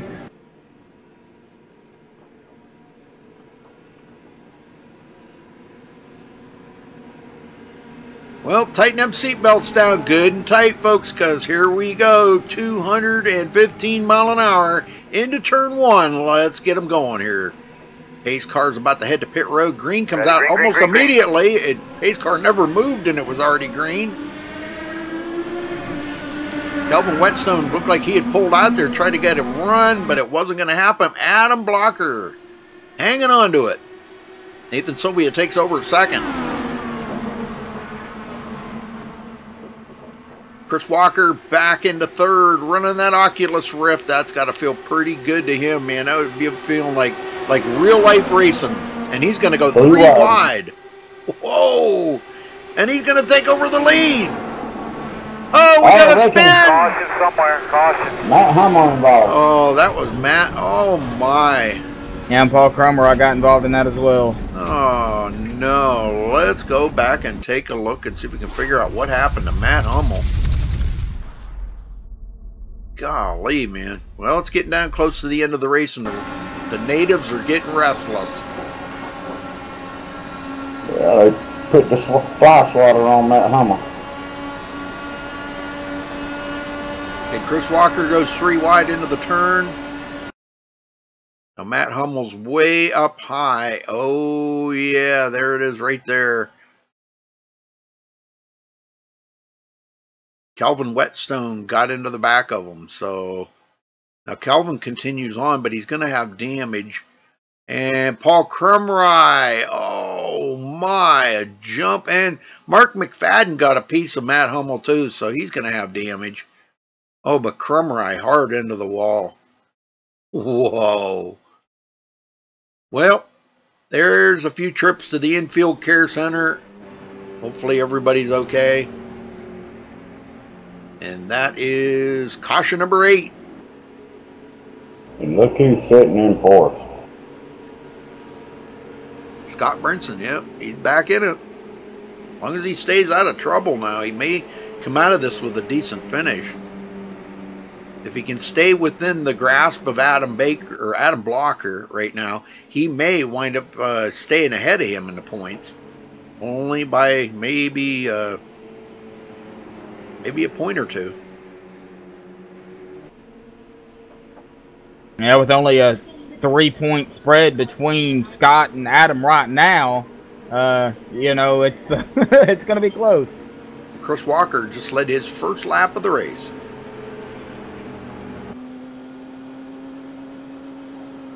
Actually, his second. You know, the last one was his first one, but he got some bonus points out of it.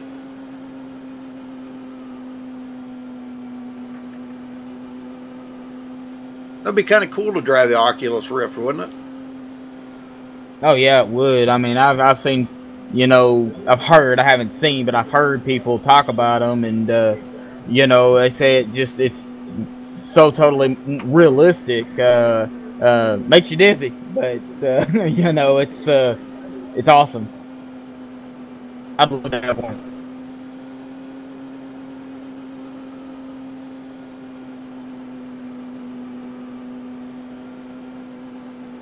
Well, folks, if it's your first time here on MaxSpeedTV, please do hit that subscribe button, and don't forget to give us a thumbs up on the video. We'd appreciate that as well.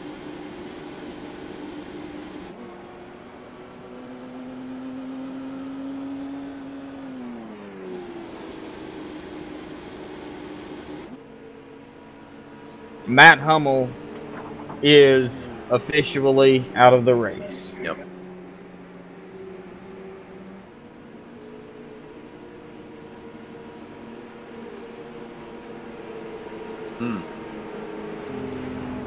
It seems like about everybody we've talked to tonight's had problems. Josh, I don't know. That MaxSpeedTV curse is in full bloom tonight.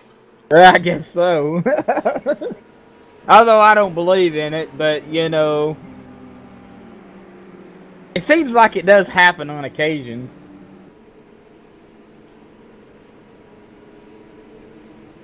Oh, it's a fact.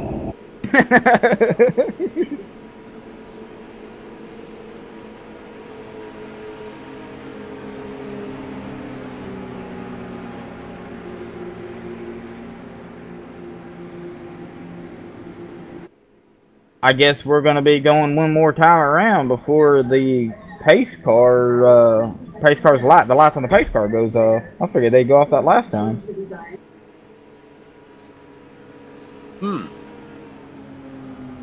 Yeah, that's kind of weird. Well, Marcus Yedsel's back on pit road. I think he might be trying to get some more damage fixed or something. He's just not coming off. I think he's okay. I think he stopped just to make sure. He probably packing as much fuel as he can get in there, but I don't think they're still going to be inside that window. Adam said it was 27 laps. So, and they're 29 to go right now, so I don't think they're going to be able to make it. They're going to have to stop for a splash of gas. Yeah. As hard as these guys are racing, there isn't anybody out here trying to save fuel, I can assure you that. And no, there ain't nobody saving fuel. Was you saving for fuel, Bob? Well, the fifth place car ain't got a front wing on his. Mark Robinson, he's going to be in trouble. I'm showing a wing. Okay. A what? Who? A front wing on Mark Robinson, it ain't showing on mine. Yeah, I got one.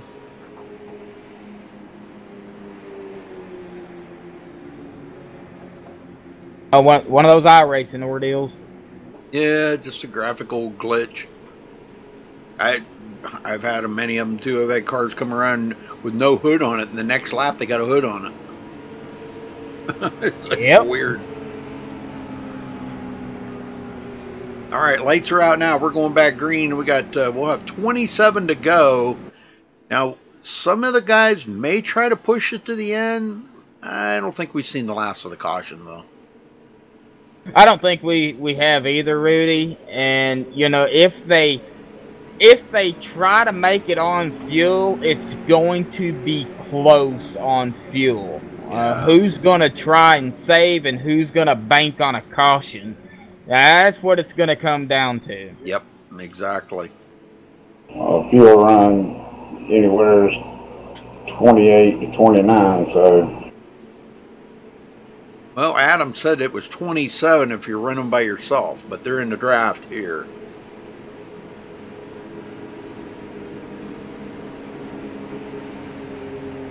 So somewhere along in there, 27, 28, 29.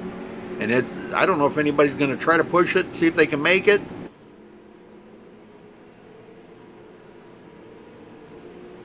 We had a couple of guys stop there on that last lap just to top off that tank. So we got some guys that are going to try it.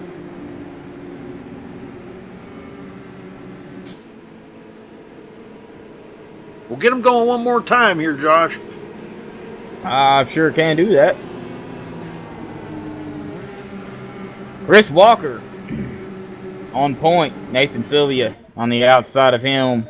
Chris Walker in the Oculus, man. That's got to be awesome up front in the Oculus Rift. You know, he's got fast guys behind him, but we know Chris. He's a good racer. As we come around turn 3, wait on that pace car. We've seen that pace car dive off, and they go green quickly. Ready, pace car dives in. Green flag here at Pocono. Chris gets a good jump.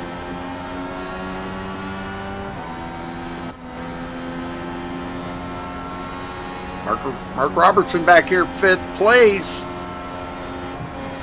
Scott Brinson tried to make a run there on the outside, but Nathan Sylvia has just been so strong here today. I tell you what, if those guys do stay green, it's going to be a heck of a race to finish this up.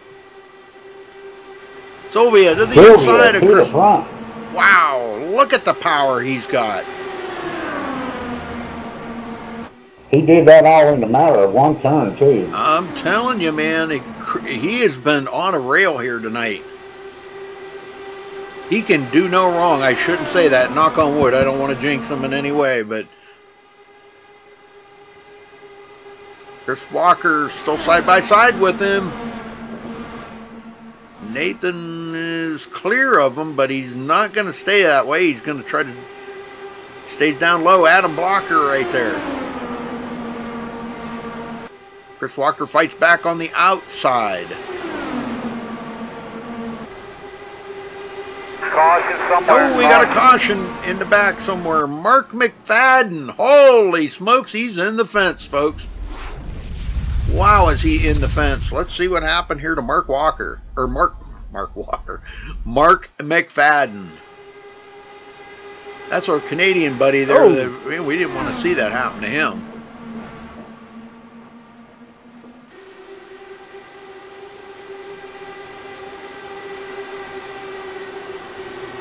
Was there contact here, maybe? No, it looked like a bunch of net code. Oh my, I guess so. Wow, that was some major net coding there. I think it was between him and Calvin Whetstone. Well, Calvin's been having a lot of connection issues tonight, so there could have been something seriously wrong with Calvin's connection, but that put Mark McFadden out of the race. Doggone. And that is caution number 9. Well, now they're inside that window. Do they stop? They're inside the window for that last fuel stop. I say you don't take the you stop. That way you know you have enough. You know, you don't take the chance and run with what you got. You stop and get that top off on fuel. But with the cautions falling the way they are, they may not have to. Right? I think you stop here. True. I would, just to make sure. And they're coming. Yep, they're coming. And they're inside that window. They've pretty much got to stop. Oh, Chris Walker's going to stay out. Stayed out. Yep.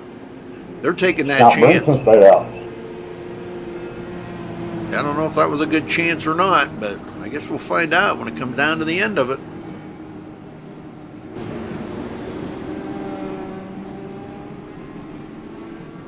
And a lot of them stayed out. Holy smoke. Nathan Sylvia's away. Mark Robertson. These guys come off of pit road. Adam Blocker. These guys all stopped for fuel just to make sure, but them front ones did not. Chris Walker, Scott Brinson. I don't know. We'll see how if that's going to be a good call.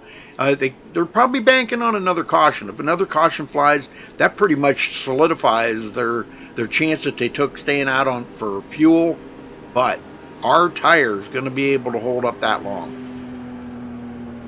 That's the gamble that they took right there, because I think the tires are going to be the big issue at the end here. Yeah.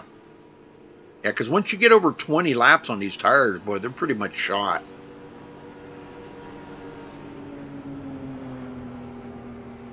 But my tires started coming in good around 10, 12 laps. They started feeling real good at that point. Really? Oh, absolutely. Hmm.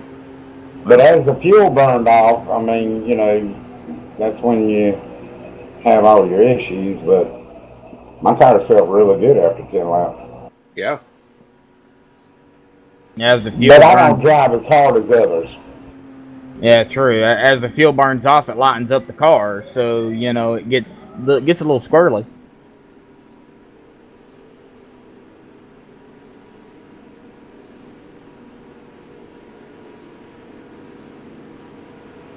I don't know. I'd rather have new tires with less fuel on. So yeah, I mean, if I come after the pit stop, I would. If the caution come out again, I'd probably opt to just take tires and no fuel.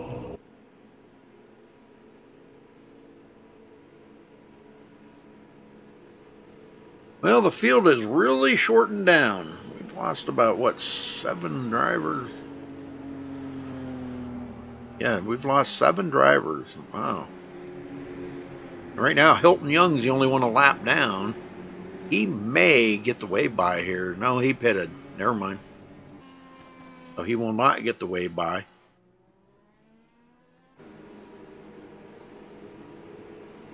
Yeah, he's another one of my teammates there. This is his actual, I believe, his first race with these guys. So I believe he's just wanting to learn from how to how these guys race too. So yeah, they're racing way over aggressive though. Way over aggressive. It's giving him a bad impression right out of the gate. These guys taking it 3 wide in a lot of these turns. Oh my gosh. It's been unbelievable. Yeah, another one of my teammates, Hart Green, he is currently running in 7th. He started 20th. So, we've got a lot of big movers here. Mark Robertson starting 19th. He's in the top 10. He's in 10th right now. Calvin Whetstone starting 14th. He's in 5th. So, a lot of guys being patient and moving up in the field at the same time.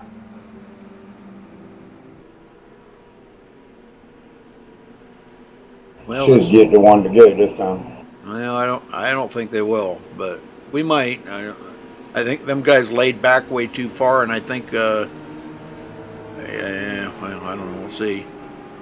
Okay, yeah, I guess they did. I thought maybe they were laying back so far it was going to extend the caution another lap, because sometimes that messes up iRacing. If you're not, the field's not kind of tightened up, and you're laying back 3 or 4 seconds, iRacing thinks that you're not ready.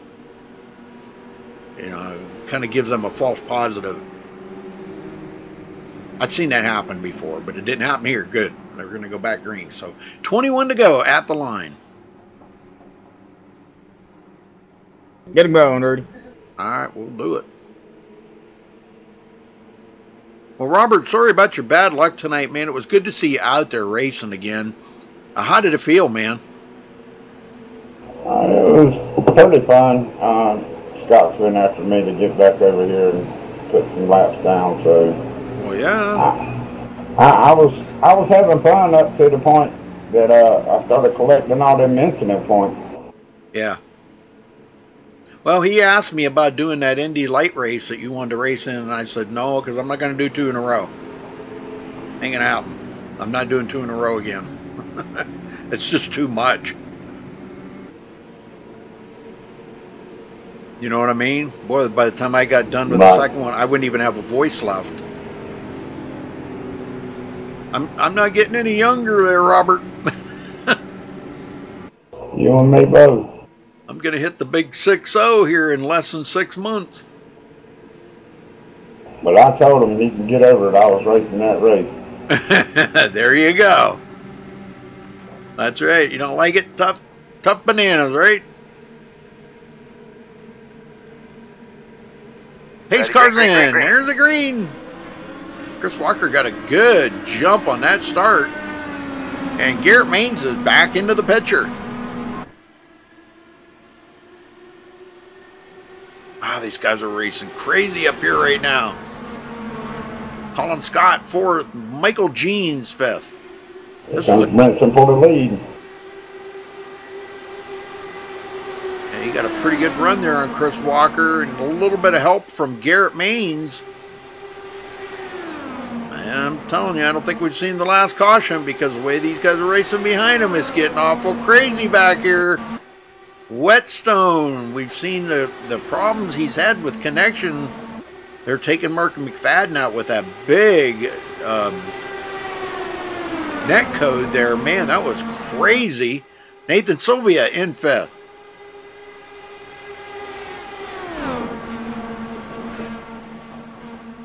Garrett Maines high on the outside. Chris Walker 3rd. Drag race down the backstretch. Into the tunnel turn. Oh, wow. Scott's gonna, oh, there's the big one. Caution somewhere. Caution. No, it was Whetstone was involved in that. Yeah, I seen that. Kelvin Whetstone. Let's go back and take a look. Wow, that was pretty wild right there. All right, riding along here with Whetstone. I know he was having connection issues. I don't know if it was him or... I think that was Chris Walker going down on him. Oh, yes, it was. Chris Walker getting collected into that. Yes, sir. Tough break for Chris. And he's going to get spun to the outside wall. Boy, barely missing Nathan Sylvia there. Wow, that was some great racing. Great driving right there, but...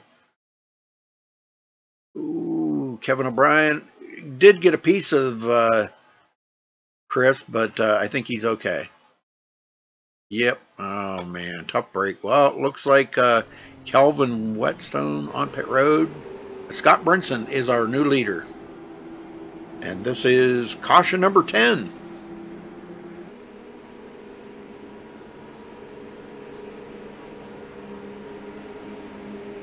Luckily, it didn't collect any more than what it did. I said 12 cautions. I'm going to be pretty close.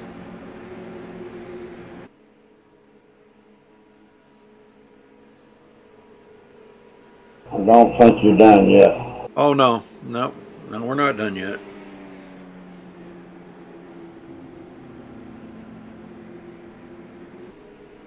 Well, let's get a word in with Nathan Sylvia, if we can find him.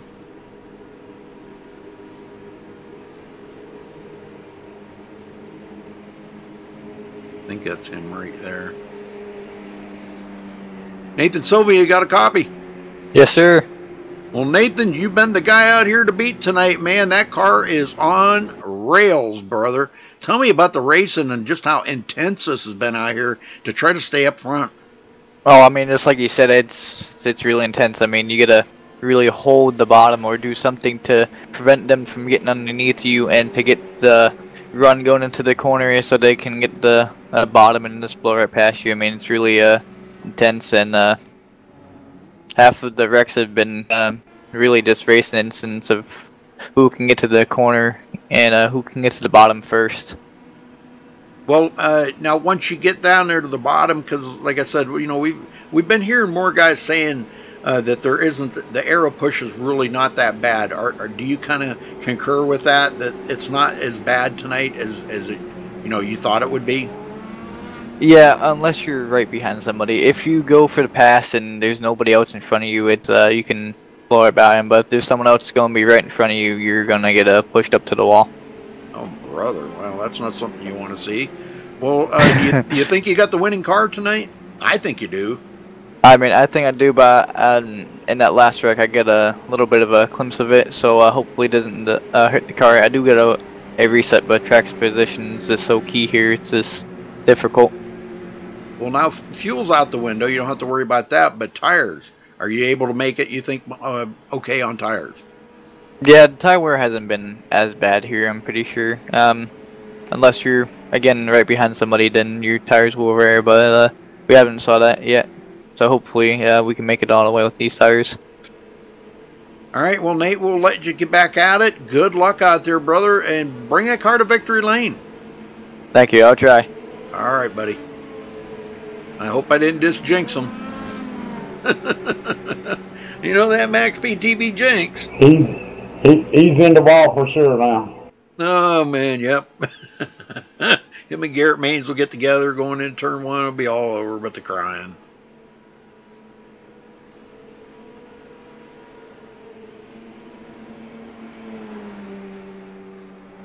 Well, a big reprieve for Scott Brinson, I'll tell you. He's been really lucky so far. He got in that wreck and was a lap down, got back on the lead lap. He's worked hard to get where he's at right now. Retakes the lead, and he's looking to try to maybe capture a win here tonight. Be really cool.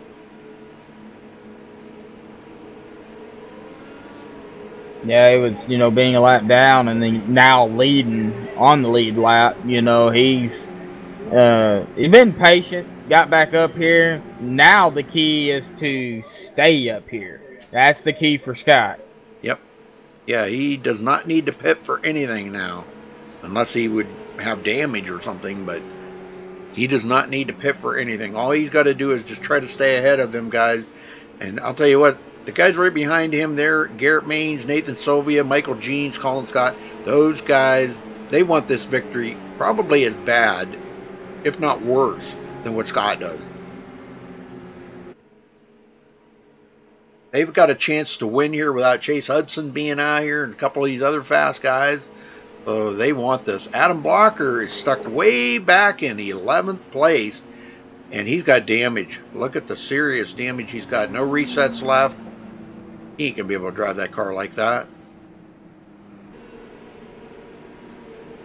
He's coming back to pit road. Wow, that car's all jacked up. He's driving it sideways. Oh, man.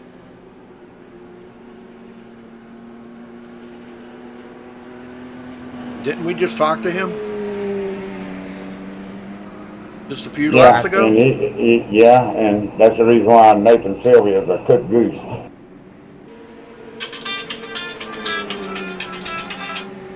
Sorry about that. That's my alarm to take my medicine. Sorry. I'm gonna...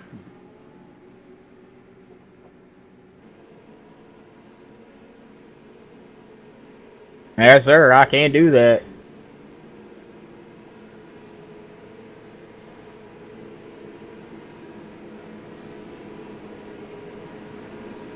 Scott Brinson taking the preferred inside line.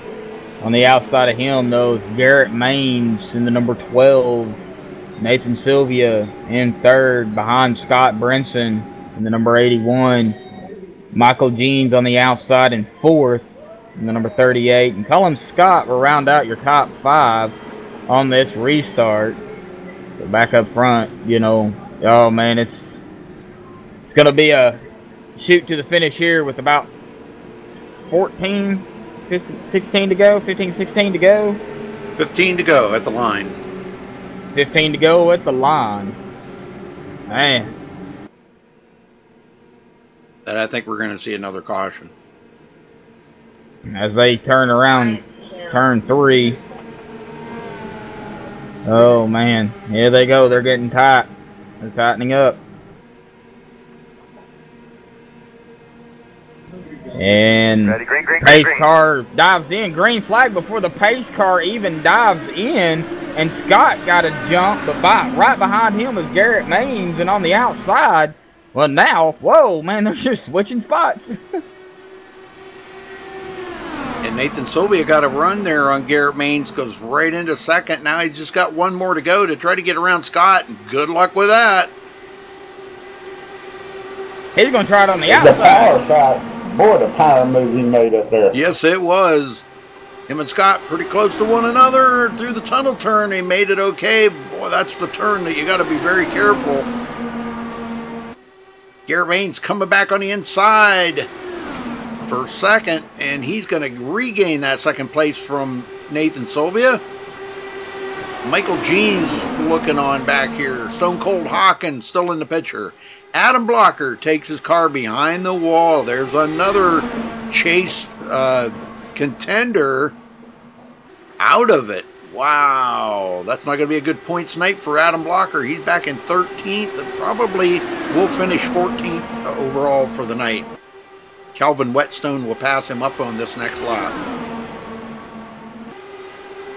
Back up front, Brinson still battling for this lead.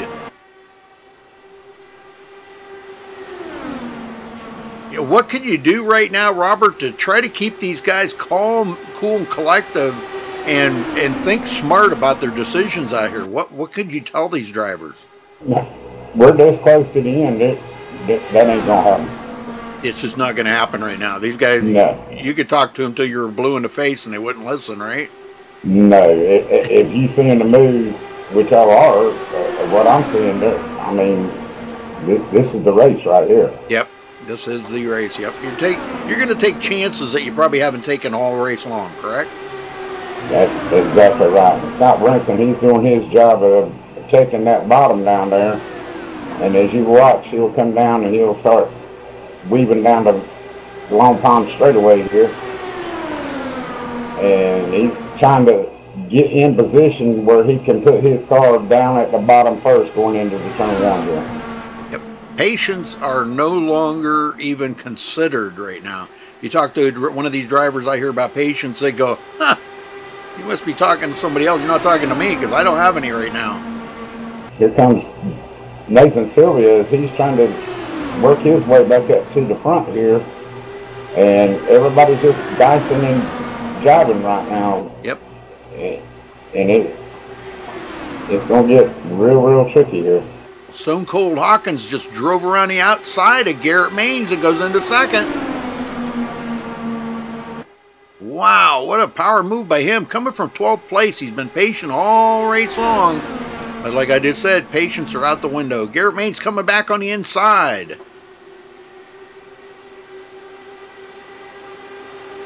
Michael Jean's holding off Nathan Sylvia for fourth.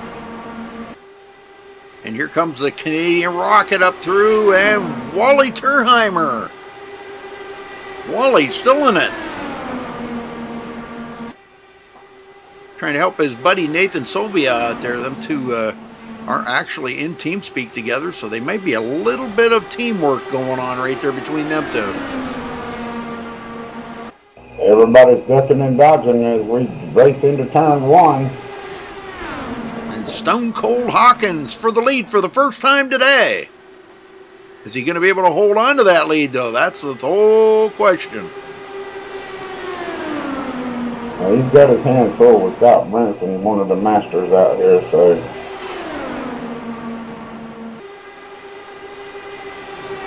Brinson's going to have this outside line coming out of turn 3, but I think Hawkins might have a good enough run here. If he can come up the hill, he's going to hold Scott off, I think, at the line. And yes, Stone Cold Hawkins leads his first lap of the race. Wow! On lap 101, he led his first lap of the race. And he was one of the ones that pitted. So that's tires right there. Yeah, there you go.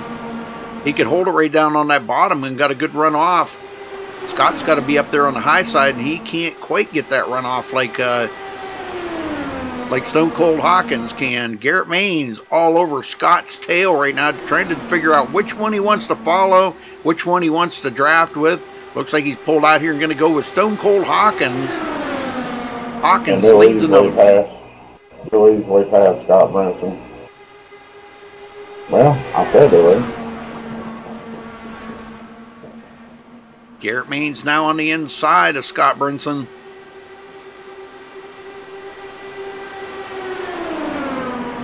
Nathan Sylvia still has not been able to get him up there, but Wally Turheimer got around Nate now. And like I said, those two are teammates, but you know what? Coming down to the end of this race, it's all bets are off. There is no more teammates. We're coming to take 7 to go this time by. Gosh, they might make it green the rest of the way. What do you think? I know. Shh. Garrett Maines second.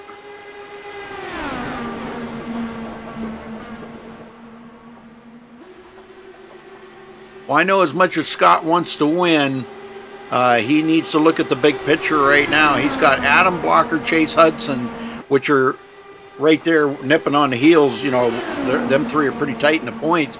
But he needs to look at the big picture right now and say, man, I'm finishing way ahead of both of them. It's going to be a great points night for him, even if he finishes second or third. Look at old Wally up there. Oh, yeah.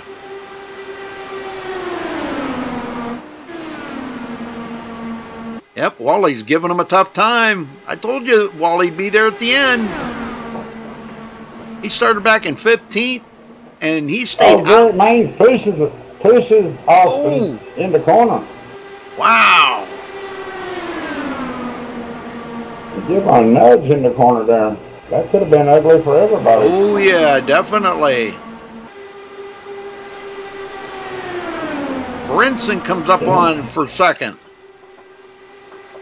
He just can't get that grip down there on the bottom. He's going to take over third, but wow, these guys are racing so hard up here right now. Garrett Maines all over Hawkins, and he takes the lead.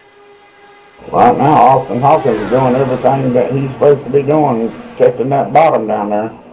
He washes up a little bit.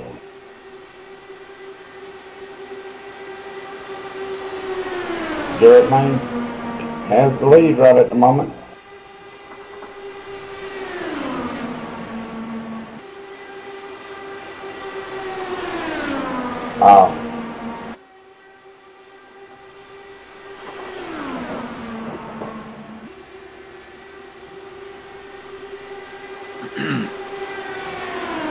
Well, Garrett Maines is holding off Stone Cold Hawkins right now, but Scott Brinson sitting in third.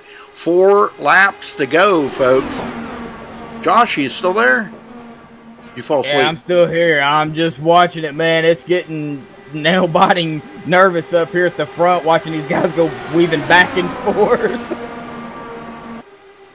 Wow, man, I'm telling you, they're just dicing it up all over the place out here. Garrett Maines trying to hold off Stone Cold Hawkins. Hawkins inside, or outside, excuse me. Wow, these guys, look at this. Trying to break that draft. He is all over that track, Garrett Maines. He wants this win so bad. I think he can taste it right now. 3 to go. Nathan Sylvia is still trying to pick his way around.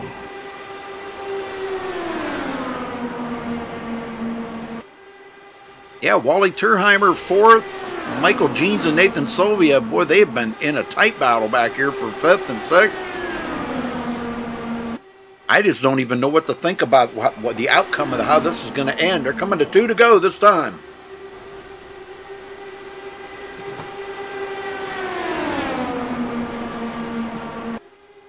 And Stone Cold Hawkins down to the inside.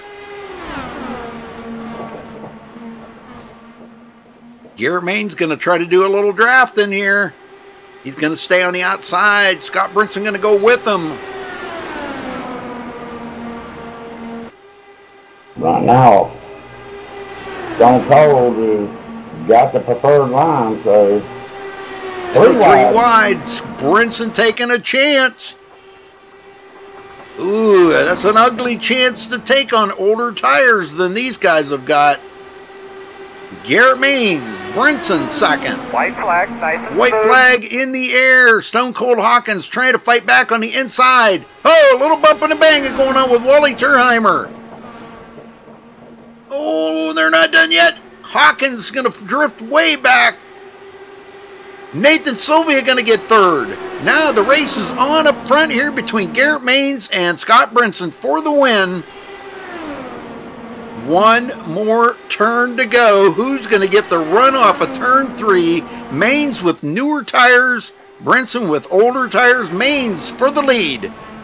It's going to be a drag race down the front stretch. Garrett Maines has got it. And it's going to go to Garrett Maines for the win. Wow, what a finish. Whew. Those guys have got to be about wringing wet with sweat on that one. No, I'm sure they were. There was a big wreck behind them, too. Wow, that was insane at its finest right there, folks. And Garrett's got to feel really good about that. I'm sure Scott's probably not heard at all about taking second to that because, man, that was some intense racing. Well, I don't know if we've got Hawkins in here. He's disconnected. Oh, there he is. Just disconnected. Who, Hawkins? Oh, yep. Oh. Well, okay. Well, I guess we'll get Scott up here. You want to talk to him, Josh? I'll get Brinson. All right. There you go. Hey, Scott. This is Josh. You got a copy? Robert said he was going to take him. Oh, okay. Go ahead, Robert. You can take him one. Scott Brinson, you got a copy. Roberto Rylord, what's happening, buddy?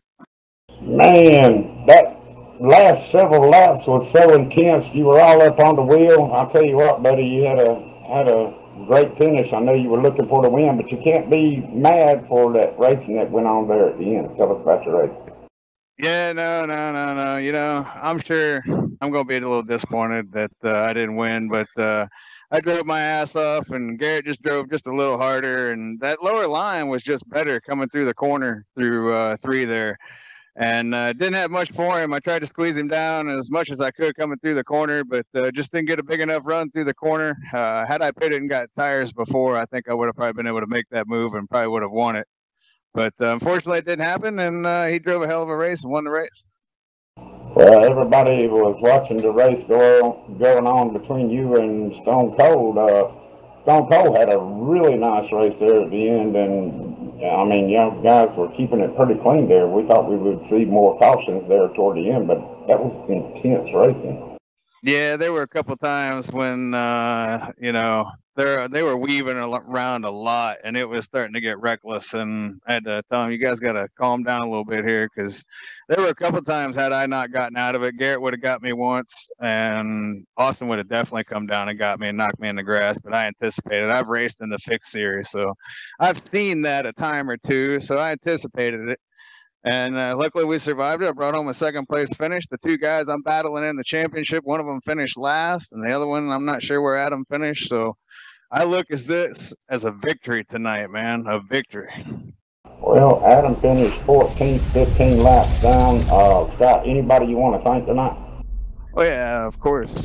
First and foremost, Bob, I want to thank you for interviewing me. If you were up here in the booth, I want to thank you. Josh, I want to thank you, man, for coming over weekly and interviewing the races with Rudy. Rudy, my pal, of course, I want to thank you at MaxSpeedTV for being the official coverage of Top Fuel Racing. I want to thank the drivers for coming out tonight. We had a pretty good field. $10 to the winner. Garrett's going to get $10.